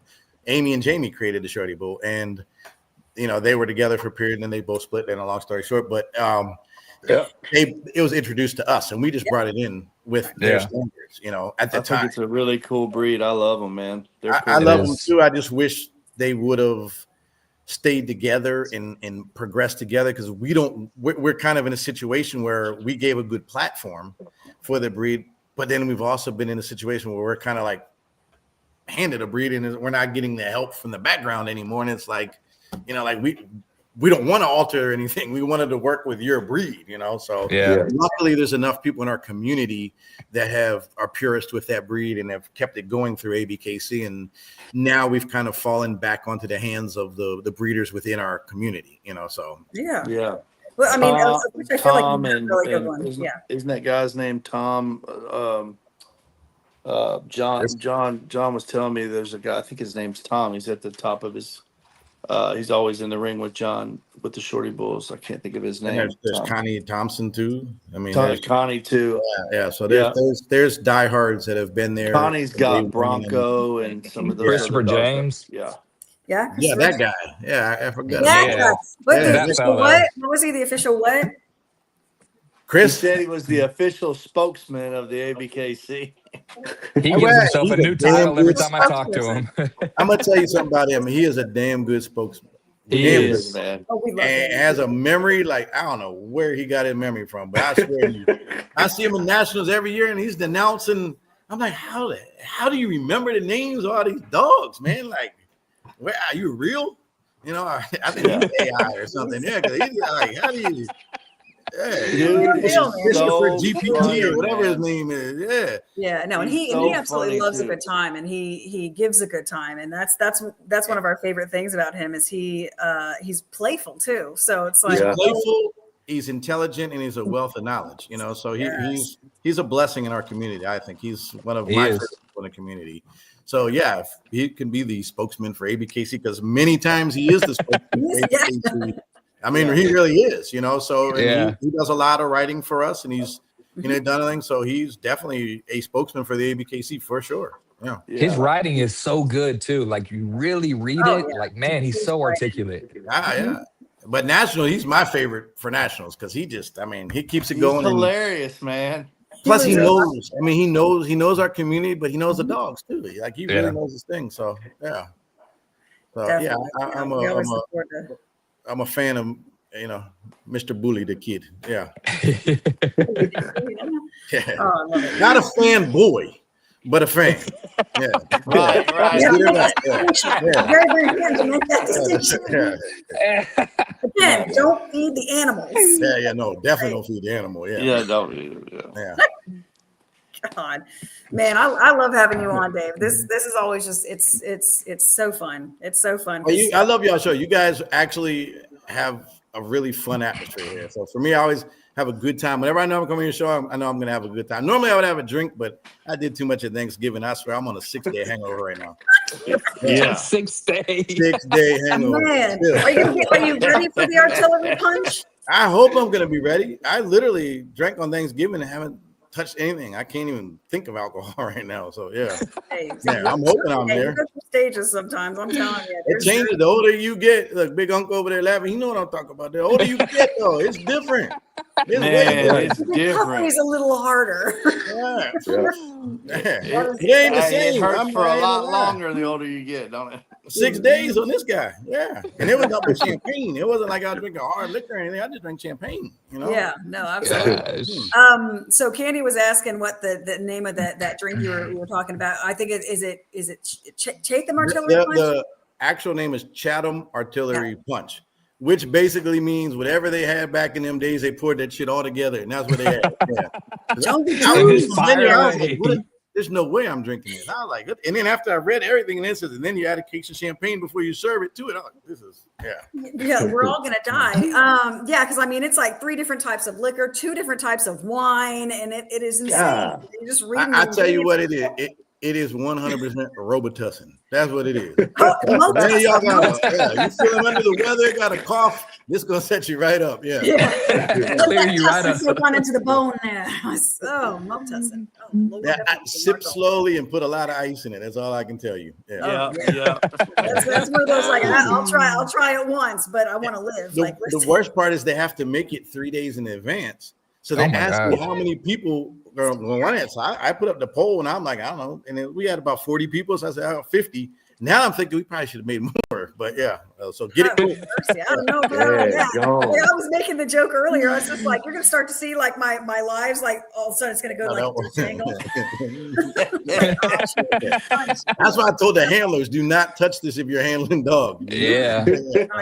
No, but it's a nice little slow sipping. I mean, it's famous for that area. I forget the movie, but it's a movie that's based in Savannah. Have you ever watched that movie? I cannot remember what it's called now. But anyway, yeah, it's a good movie. So it's a traditional drink in that. Yeah, it's solely Savannah. It's I like born that. and raised there. They made it there, and that's what they still to this day have as their drink. I learned all this when I was down there in the land of 70 some bars or something in a 5-mile radius. Yeah. So, I like that. It's a cool place. I ain't gonna lie. It's a place of a lot of history. And it's a place that embraces its history. You know, we live in a time when people want to erase things, do things. They embrace it all. They're like good and bad. It's like, this is what we are. Well, you know, good things happen here, bad things happen here, but we became a community here out of all of this, and we just embrace it and drink this nasty red stuff to celebrate it. You know? Yeah. They can't remember their history because they drank it all. Yeah, that's probably why. Yeah. Holy shit. 2 sips of that, we don't care what happened here. Yeah. Now it makes sense. It's a city of a lot of history, and like I said, good and bad. I mean, there's a lot of things happen in Savannah, but the culture is cool, man. It's just like it's just laid back and just, you know, like it's a cool little city, man. It's got a cool vibe to it. So absolutely. And I was doing some research because so I know that obviously the island where like the West End and the convention center is, on the other side of the river, that's that river walk, and then the historic district directly behind it. It like there are tons of food and beverage options there. So it's sort of like if there's gonna be after parties, that's probably really where it's gonna be at, would be my guess. Yeah. I don't think there's even going to be a set after party. I think you just go down that area and you'll get into something. Yeah, I was walking around and I was like, this is just crazy. Like I went through this one area, like steep. I don't know, there's some horrible stairs there, so be careful of that though. There's some. There's definitely some. It is not for the weak. It is definitely There's certain parts you get downtown and everything turns to stone. Like everywhere you go, like the sidewalk, everything. So. Be careful out there because that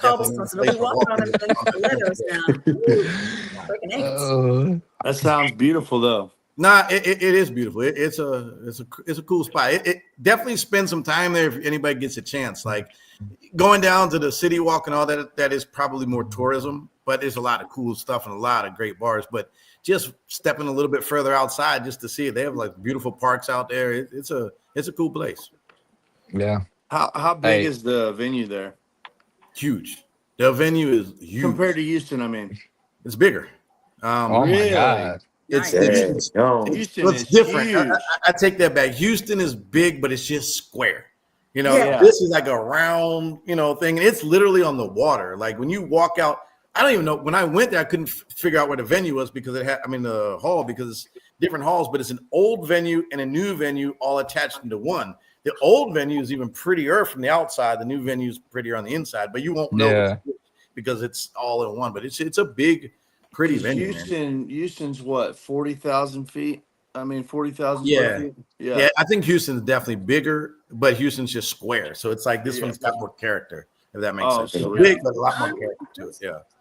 And just being outside, it's like as soon as you step outside, you're literally on the water. And it's a cool place for dogs. It's a dog city too. Like everywhere you went, you saw dogs. So it's definitely a dog-friendly city. Yeah. That's what's up. Yeah, for sure. That's what's now, up. are you staying Riverside or are you staying on the island? So when I went to visit there, I stayed on the other side, not on the island, because that's where everything truly is. This time we'll be staying on the island because, unfortunately for me, I don't get to do anything but work. So Right. by the time we're done setting up and all that, it's bedtime. And then next thing you know, we're hitting the ground running. Next thing you know, Nationals over and it's bedtime. Next thing I'm back on a plane flying home. So, this is the one event I don't get to actually sit back and enjoy the whole thing. It's a lot. Then you have the red punch, muddy in the water in there somewhere. Yeah. Oh, God. That's why I like Houston, though. We got papados. I love some papados. So I do too, man. Oh, yeah. That's a good stop. they got the swamp thing is their drink. There. Well, they have that saltgrass grill there. Is it saltgrass? I think it's also that's at Houston as well. So that's also super convenient. So and I can't even tell you in Savannah because it's everywhere. I mean, literally if you're on the other side downtown, it's a plethora of bars and restaurants everywhere you go. So I can't tell you what's good or what's not because it's overwhelming. It's actually kind of a sensory overload when you get over there. So yeah. Caleb, where was that place we went, man? Where they had like different levels down in. Yeah, there was that like little downstairs 2 or 3 restaurants diner. in one building right there in Houston. I don't know. And you go in, and there's like downstairs, and then there's some hamburger joint down in there. Yeah, I don't know what it was called. Underground. I've never been. what'd you say, Bruce? Man, It's underground. there was all Underground kind of or like graffiti on the walls. And, yeah, that place was dope. You've gone places I've never been, so I got the hotel, papados, and the venue all together. That's all I need to know there. But yeah, That's what it was called. We walked from the Hyatt, so it wasn't too far. I was with y'all. No. Oh, okay. Ooh. Damn. How much of the punch did you drink? Damn, babe. He's looking at me. Look on my camera. He's looking at me. Oh my God. Like, we're all together. I'm like, I really don't remember this. No, we all went to we went there. The name of it was Underground. Underground. Underground. Like literally underground. Oh, Wow, that was tough. It was actually called Underground. Yeah. I didn't get to see that one. It was Well, like how y'all 5 bring up restaurants that? in one building at different Yeah, levels. and stuff. it was cool. Yeah, that's pretty cool. I'm sure everybody's gonna have their own story after Savannah, so everybody's gonna find their own something there. Oh, for Well, sure. we'll all see each other, but I'm sure we're all gonna have our own adventures. So That's yeah, right. that's cool. That's where they have all the river boats and all that kind of stuff. So I mean, it's a really cool spot. I really think that people are gonna have a good time over there. That's what's up. And that's one thing I'm looking forward to is kind of exploring a new city because, being in Houston, like we've gone to the last 3 that were in Houston and you kind of get to know that area. And, it has the places that you have to absolutely hit, you create traditions and things like that. But being in a new city, you get to kind of create these new, absolutely. And just kind of get out of your comfort zone. And for some people that's pretty intimidating, but for me, like I love to travel. I especially love going overseas and everything and trying, things that are completely out of the comfort zone so that way you can really kind of get a feel for the locale. But this is going to be fun. I'm really looking forward to it. Yeah, it's definitely going to be a good time. I think it's going to be a memorable Nationals. They all are, but I think this one's going to have its own thing to it. I think we're going to have its own energy to it. So I'm really, really excited about the grand class. I cannot tell you enough because, like I said, there's 7 dogs in my own mind that I've seen that I can't even tell you which of the 7 I would pick. That's how tight it's going to be. Yeah. And those are just the ones I know of. Who knows what else is going to be in there that I didn't expect, or I just know for sure 7 solid dogs that none of the 7 are any better than the other. They're all great, and they're just different. So it's I don't think I would want to be. Alex is going to have his hands full. Yeah, for sure. Oh yeah. Is that in the standard class or is that? This is grand champion, and the 7 I'm talking about, we're talking a couple females and 5 males, and most of them are the pocket and standard. There was an XL that's not coming out. Wish was coming. I can't now remember the dog's name, but it was gorgeous. But yeah, just alone in the grand class, there's 7 dogs that I couldn't even tell you. I don't know who my favorite's going to be yet because all of them are great. And it depends on the day. It's like over the years, we've had dogs that have flown from overseas that I knew when they got here. Like there's a dog named Apollo. I don't know if ever y'all saw Apollo. A gorgeous freaking dog. But when he got here, the condition wasn't good. He had surgery on the tongue or something happened, and he just overheating. And it's like, damn. Okay. Or even taller than the one this year. This was a chocolate dog that was coming from Spain. Gorgeous. Yeah. I saw the dog in Apollo Spain. this year too. Okay, that's a There different you go. Impala. I'm not talking about Yeah. this year, dog. I'm talking about, That's an XL, Dave. That's definitely, yeah, that's one of and the. I'm excited to see that because they're coming. But again, there's another dog one year named Aaron from Italy. Another gorgeous dog. And I was like, oh, Aaron's going to take this when he gets here because, I mean, he was gorgeous. But then he got here and lost so much weight from the travel. Oh, no. He didn't look good. So there's all this type of factors that could happen. You might be thinking like, I seen him, he's ready. And then, something didn't happen. The dog got sick. The dog wasn't eating. You just never know, what could happen, So that's why it's any man's game or any woman's game. And then you've got the factor of like the dogs, because they know, man. I don't think if people haven't been to shows, they don't realize how much of that the dogs really understand. And they know they're competing. They know that there's expectations on them there and that they're doing their dance and that the dogs that they're in the ring with are, who they're competing against. They understand that. Yeah. And you never know who's going to choke at the Super Bowl. You just Exactly. don't. That's like stuff we're talking about. You just don't know. That's right. The dogs get nervous. The people get nervous. The handlers get nervous. There's a lot of factors there that really affect the dogs. And the handlers and the owners, you know what I mean? And the owners and the I seen some handlers people on the outside looking like they were watching. going to pass out. Yeah, I seen Hangman's owner. We had to give him a chair, that one year because he looked like he was going to go down. Oh my gosh! Oh my God, bless him. Well, and then we were talking to Carlos, Lee, he's the handler of Notch, and he actually he was telling us how, like the way he likes to do it is he likes to arrive like a week or two in advance of the actual event so that he can acclimate the dog. Like we're talking getting their eating habits back to good, getting them centered, making sure that they get used to the climate, to the, the environment around them and everything like that. And I was like, God, brilliant. That's the smart way to go. The worst thing you can do is try to fatten your dog up the day of the show or the night before. Ooh, that does not work ever.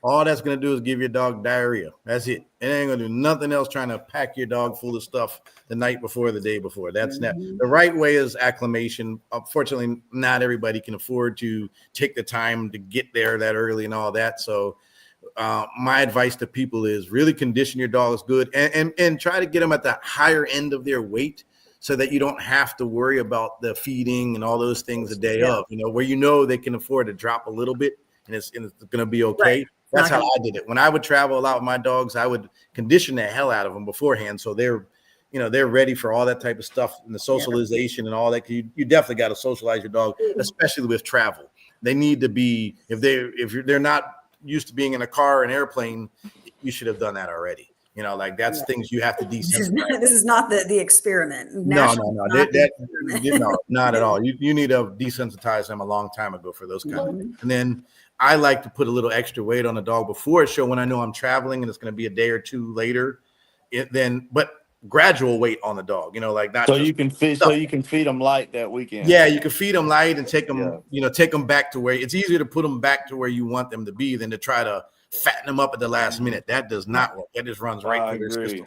Yeah, and then you end up dehydrating them. You end up dehydrating because they have diarrhea is what happens. And then you got, then you're that person that everybody's like, whose dog just did that? You know what I mean? Like, you don't want to be that person. No, none of us want to. And that's another thing with these venues. We have to be responsible because we already carry a stigma. We've always carried a stigma. We've done great jobs at breaking down the negative stereotypes, whether it's with the impression of who we are as a community or whether it's the impression of what our dogs are just from the visual of the dog. So we've had to fight for a long time to build our way to get the respect. And the worst thing we can do is mess up in front of people. So we have to be responsible dog owners. Do not bring your dog in a show in heat. Do not bring your dog to a show if your dog is sick. Do not bring your dog to the show if your dog is having loose stools or anything like that, and make sure you're equipped everywhere you go. When you walk that dog, make sure you have your paper towels, your bag, whatever it is you need, because if your dog happens to go there, hopefully they don't. Most dogs are trained and they can get them to the relief areas. But if the case happens, make sure you're prepared at that moment to clean it up. Don't rely on cleanup. I hate the fact that we have to hire cleanup crews because when I showed my dogs, Nobody's cleaning up after my dogs. I am, and I was super embarrassed if that ever happened. So I would make sure like this is clean right away. So we got to be responsible dog owners because you got to realize this wasn't an easy thing to do when we weren't readily accepted in this breed. And we're talking breeds that stem from breeds that have been banned, and even this breed in the XL has had banning. So it's like the odds are against us as far as stigma is concerned, so we have to go above and beyond. And when we're in public, we have to go double above and beyond, so it's essential that when people come into these events, they see a clean environment and healthy dogs and a positive attitude with all of our people. And most of the time it's that way, but there's always a few that aren't. And those few, they need to stop going to shows. We as a community need to start calling them out immediately, Yeah. and we don't have to be rude about it, but we can be educational about it and say, hey, you cannot walk away and just let this happen. You need to make sure you come and you clean this up. Like if they're not, so Yeah. we can't afford to not. I mean, there's places that venues have been lost because of things like that. We lost the Chicago venue because people were walking around the venue inside, letting their dogs go to the bathroom, not even in our hall, like other Oh parts. my God. In the actual venue. We didn't even know to clean because we're not in that part of the venue. Yeah. It happened with a few dogs, and that place now won't do dog shows anymore because of that. And that's wrong. That's really wrong. Yeah. That's messed up, man. Yeah, and it makes us I'll tell you something I've seen Bad at a look. lot of shows Right. that I think turns people off and is and that's that messiness and just things get chaotic and messy and they got too much going on at their booths and all that. But I'll tell you, I've seen a lot of females in heat at a show. I seen a guy wiping a dog's spot, and he's steadily putting a paper towel on the back of this dog, trying to keep the blood from dripping in the ring and stuff. And I've seen that a few times. Yeah. and people And wonder then why the dogs get pyometra and think, when a female's in heat, it's irresponsible, first of all, because then they Yes. are more susceptible to bacterias and things like that. So So for the health of her, for for the help sure, of the female, number one, and number two, for the respect of everybody else at the show. it throws every dog in the building off. Yeah, Yeah, it's just not do. right. Yeah. And I'm then with you on another that. thing that I've seen people do a lot of, and I wish the judges, I haven't seen this in ABKC as much, but I have seen it at a lot of shows where they let people spectate, but they got dogs with them, and they're right at Yeah, see, ringside and we got a don't dog allow with that. them. Yep. We don't allow that at ABKC. Yeah, I And haven't seen that at ABKC, but no, I have seen it at shows, and that's a terrible thing. I can't imagine why they would ever allow a dog right there at the ring. The dog's barking at the dogs going around, and now those that's a bad. The other one that gets me too is the ones that block the entries of the ring. Yeah. Like, I just- we all want to watch the event, but, Yeah. but please, there's a way in and a way out for the dogs. Keep those open for the dogs. They need to get out so the next ones can get in, and you're causing stress on the dogs when you're trying to Uh-huh. funnel through. It's bad enough that you're already coming out of the ring with 10, 15, 20 dogs, but to have to funnel your way through a crowd to get out, no, leave those things open, for the people. So, I mean, yes, obviously there's people that don't know better because they don't, but it's our job to, hey, this area right here is for the dogs. Can you please, we just need to help people follow these rules. But as far as like going to the bathroom, like that is your responsibility. And accidents do happen. Yes, it does. They're dogs. It happens. It's how you react to it. That was what matters. There are plenty of ways to prevent those things from happening with training and things like that. And when you go to high end events, your dog should already be trained at that level, and you have to be responsible. When you take your dog out of a crate, 9 times out of 10, they're going to have to go to the bathroom. So don't leave your dog in the crate and just pull it out at the time that you're going to show up. 10 minutes before you get ready to go into the ring or something, take your dog out, relieve your dog, make sure the dog's, got a chance. There's things that you can do. Dogs are conditioned, especially dogs that are crate trained dogs. They're conditioned to go to the bathroom when they come out of their crate. So when you're first taking your dog out of its crate, take the dog outside, take the dog into the potty area, relief area, whatever it is. That'll prevent those things from happening. Oh, definitely. And I there's, will say, Dave, in my opinion, I have seen where ABKC does a bit. It's not a shot at any other registry, but it seems to me that ABKC does a better job at covering checking more of those boxes, keeping those things in check on a regular basis. I haven't dealt with any of those issues at an ABKC show, man. So hats off to y'all for kind of raising the bar there. Thank you. I mean, it's our rule that if the dogs are not showing or being relieved or going into one of the atmospheres where they're being You're on deck. Yeah. then they need to stay in their confined areas. It doesn't necessarily Yeah. mean they have to stay in their crate, but they need to stay within their booths or the areas because it's a dog show. And that's the point. Yeah. The dogs are there to compete in whatever environment they're competing in. It's fine if you're in your booth and you want to display your dogs on it. That's fine. But the rest of the area is not for that. That's for people to move around, the public to move around, and for the dogs to be able to come and go to the places that they're supposed to be coming and going from. So it's common courtesy of a dog show. It's not a place to just hang out with your dogs. Those are perks, and things like that. It's different. You're coming to compete or you're coming to show off your dog or whatever it is, but you need to make sure that's within the confined area of whatever that is, whether it's your booth or the ring, So, Right. Great. Awesome. Yep, I agree, man. Yeah. And I agree. Y'all do a great job at that, man. Yeah. we're trying, but it still happens. But please, and even outside, clean up. You got human error, I just can't tell you how many times that the venues we've come to like, well, yeah, y'all kept everything nice in here, but outside it's a mess because people think they take their dogs outside to go to the bathroom. That doesn't mean that you can leave it there though. The grass is great, but you still need to clean it up. Obviously pee is different, but you still got to clean it up. Like if they're going to the bathroom on the grass, that grass is not for you. Just leave it there. That's why we have bags. Bring your bags with you. Be a responsible owner, indoors and outdoors, because that reflects on our community. It reflects on the breed, and it reflects on the shows. And if you do these things, these places aren't going to allow us to continue to do that. So you're not even going to have. I mean, we fought to even get acceptance to even be able to have dog shows for this breed. We can't screw that up by being irresponsible. We cannot do that. So that venue that we did an ABKC show in Conway, Arkansas here this year that JJ Sterling and Ashton put together over here, that venue that we used, the Expo Center, they did a show there. It wasn't a bully show, I don't think, but it was a dog show in the last decade.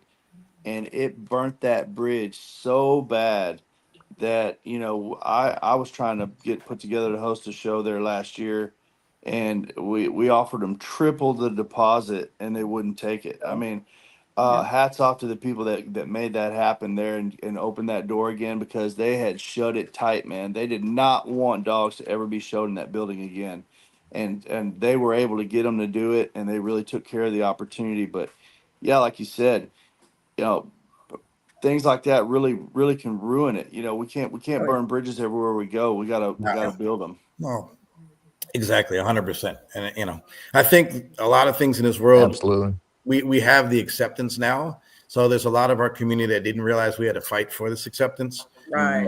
And the older people know that, like, we weren't handed this. This wasn't an open door for us. We had to work our way into these doors. And it's our responsibility to make sure that now that the door is open, that it's kept open. And so it's our responsibility to make sure that you can't fight at a dog show. I don't care what's going on. If you don't like somebody, you don't be the bigger man. And that some things you take it somewhere else because you ruin everybody. And what happens then is that stigma that's on us, you're the reason why we have that stigma. And you're the reason why they're going to say, we don't want this here. And you are bad people. And this is a bad breed, and we can't have that. Plus, there's children running around, and it's a family event.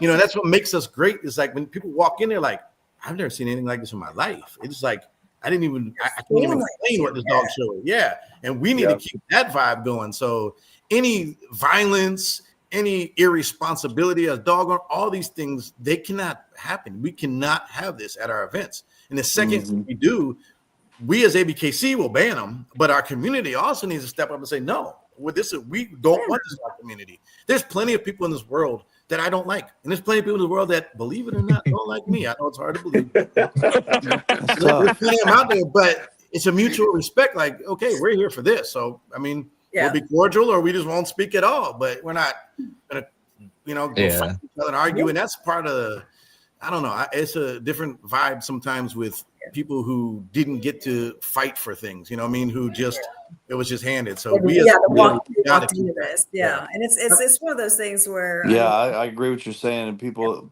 don't realize how much of that was earned and not given. Exactly. Yes. Yeah. And by owning this breed, think about it like this. This breed would do anything for you. Everybody here owns this breed, knows how much those dogs love you. This breed sells itself. The second you introduce this breed to somebody, they fall in love. It's our responsibility to that breed that we represent ourselves in the right way, because the breed's going to represent itself the right way. We have to make sure that we protect that as owners. And when we don't, we're the ones that are going to destroy our breed. No, not our dogs. Our dogs will never ruin it.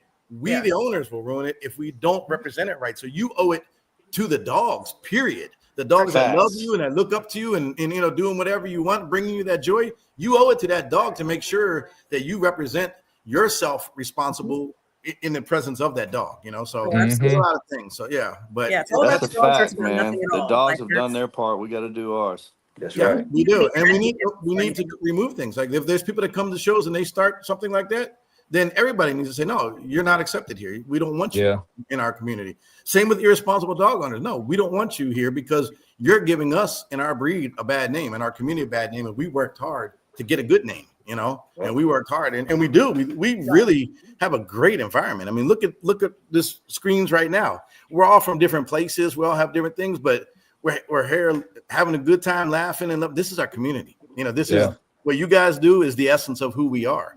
And that's why I love coming on the show, because when I come on the show, I feel like I'm at a dog show. I feel like I'm with my family. And that's another great thing about ABKC. And this is no matter where you go in the world, if you go into an ABKC show, it doesn't matter if you don't speak the language. You're all of a sudden you're home again. You're like, okay, I'm home. Everybody here speaking a different language, eating some food I ain't never seen before in my life. But I'm with my people. I think that right there, that says a lot, man. And we're glad to be a part of that. All of us are. We love the dynamic of this show, and we love the dynamic of our community. But I think where the origin of that is, I think back from day one, back in the very beginning of our breed, I think it started in these these inner cities, and there's all this culture, and you had people that different affiliations, different things going on, and the dogs brought them all together, and everybody put everything down to kind of get in the ring together, and it was this neutral ground. And so if you think about it like that, that neutral ground being the show has been something that's been at the basis of this from the very beginning. It is. It was definitely an urban-based background that was the foundation of the movement of this breeding community. And that background is really what brought the diversity of it. But since then, it's grown beyond. It's everybody has international now. Yeah. It's not just international, outside of just an urban environment. It's like we sold something to the rest of the world that they all like, wow, this is really cool, you know. And it's like we owe it to like keep that up, because we did something big. When I say we, I'm talking about our community, you know, all of us. So right. I don't know. I just love this. I mean, I'll give you an example. I was in LA one time at one of our shows, and the police were in there, and I was standing there talking to one of the police officers, and he's like, man, how did you all do this? And I was like, how did we do what? And he said, we came here expecting the worst. He said, this is LA, and there's so many people in here that on the street are at war with each other. They can't even look at each other, but they're all in here, and there's nothing going on bad. And I'm not from LA, so I didn't know any of that. You know, I don't know who's who. That's not my, you know, on the streets of LA. I don't know, you know. So it's like, but I'm like looking at him, looking at him like, damn, so you know, cool. okay, yeah, we're doing something. And to them, it was like, this can't be done outside of here. How does this happen? I said, it happens because everybody here is here for a different purpose. Whatever's going on in the street isn't happening here. What's going on here is we all love these dogs. So That's we're all right. working together to make That's what sure I'm that saying. That's kind of in the backbone of what was built. that was the most memorable thing ever in my life. Thing ever in my life, because it's like it woke me up too. I was like, wow, okay, you know, this is big. This is something really big, you know. And I can't tell you how many stories of people is like, this changed my life. How many people that is like, man, I was going down the wrong path and I was doing this. This actually changed. Just gave me something that I'm able to do being who I am. And it's changed who I am, you know. Or people like, I once was this, now I got kids, but now I can still do things that I love to do and bring my kids along with it. So it's done so much for so many people. It's just it's a beautiful, it really is a beautiful thing when you look at how much it's done to bring people together. And again, we cannot screw that up at all. Yeah. It's a very special thing, man.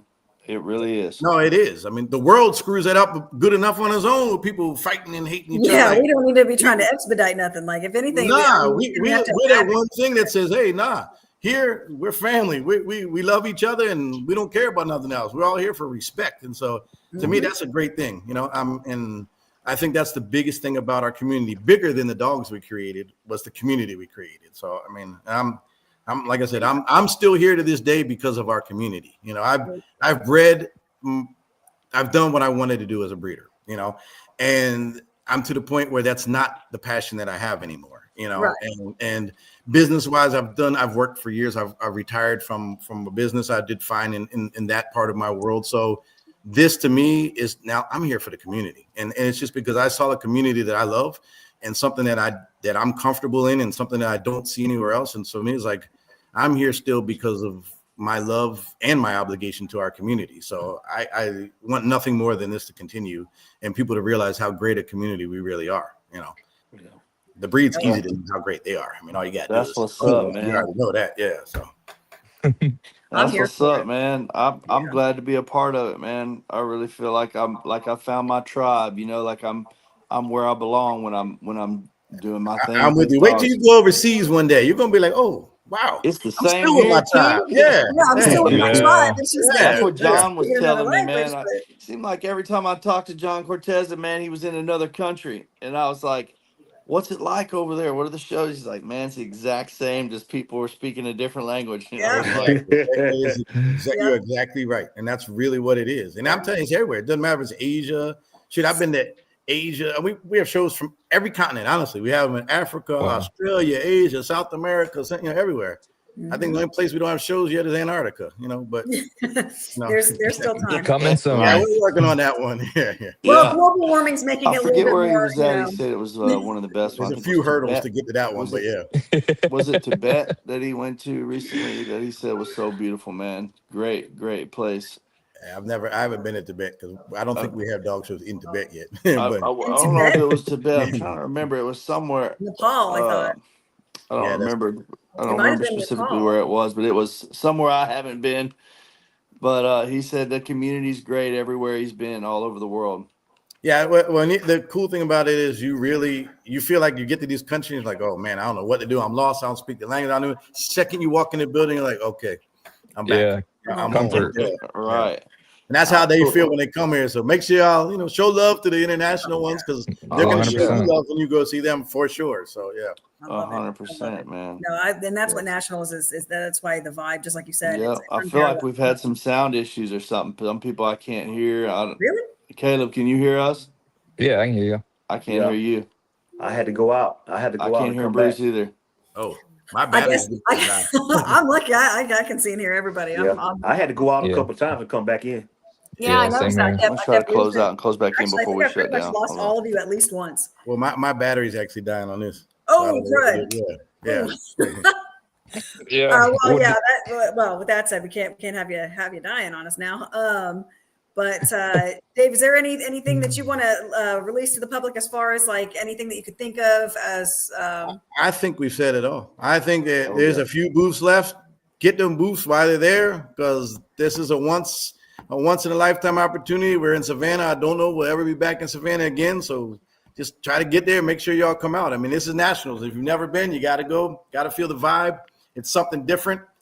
We do this for you all. So this is 100% our gift back to our community to make sure you all have a great event and a great time. So as long as you all want this, we're going to keep doing it for you. So it's always respect and love to our community and especially to you guys in your show. Caleb, I'm expecting you working security this year. Now you done brought the guns out, so we're going to put you up at the front door. Yeah. Always ready. Always ready. Yeah, no, it's all good. Animals. We talked about this. I feel like we're playing musical chairs. I don't know what's going on. All of a sudden, the boxes keep moving around. Yeah. Well, because Michael keeps freezing, Unc keeps leaving. I can't. Yeah, no, I'm back in the middle now. So yeah. So Yeah, it's I just the three of appreciate us. everything. I don't mean to cut you off because I don't want it to die in mid sentence here. So Yeah, but no, thank you, Dave. We appreciate you, man. All Always right. appreciate your time. Always See y'all appreciate you, Saturday, Dave. man. y'all as well. We'll see y'all this weekend. Yeah. All right, buddy. Absolutely. Yes. We'll see Pleasure, you man. then. Pleasure to all y'all. I really enjoyed it tonight. All right, as well. Absolutely. Peace. Good We'll night. see you then. Good Bye, night. Later, everybody. man. Hopefully see you Saturday. Good night, Amanda. Night, babe.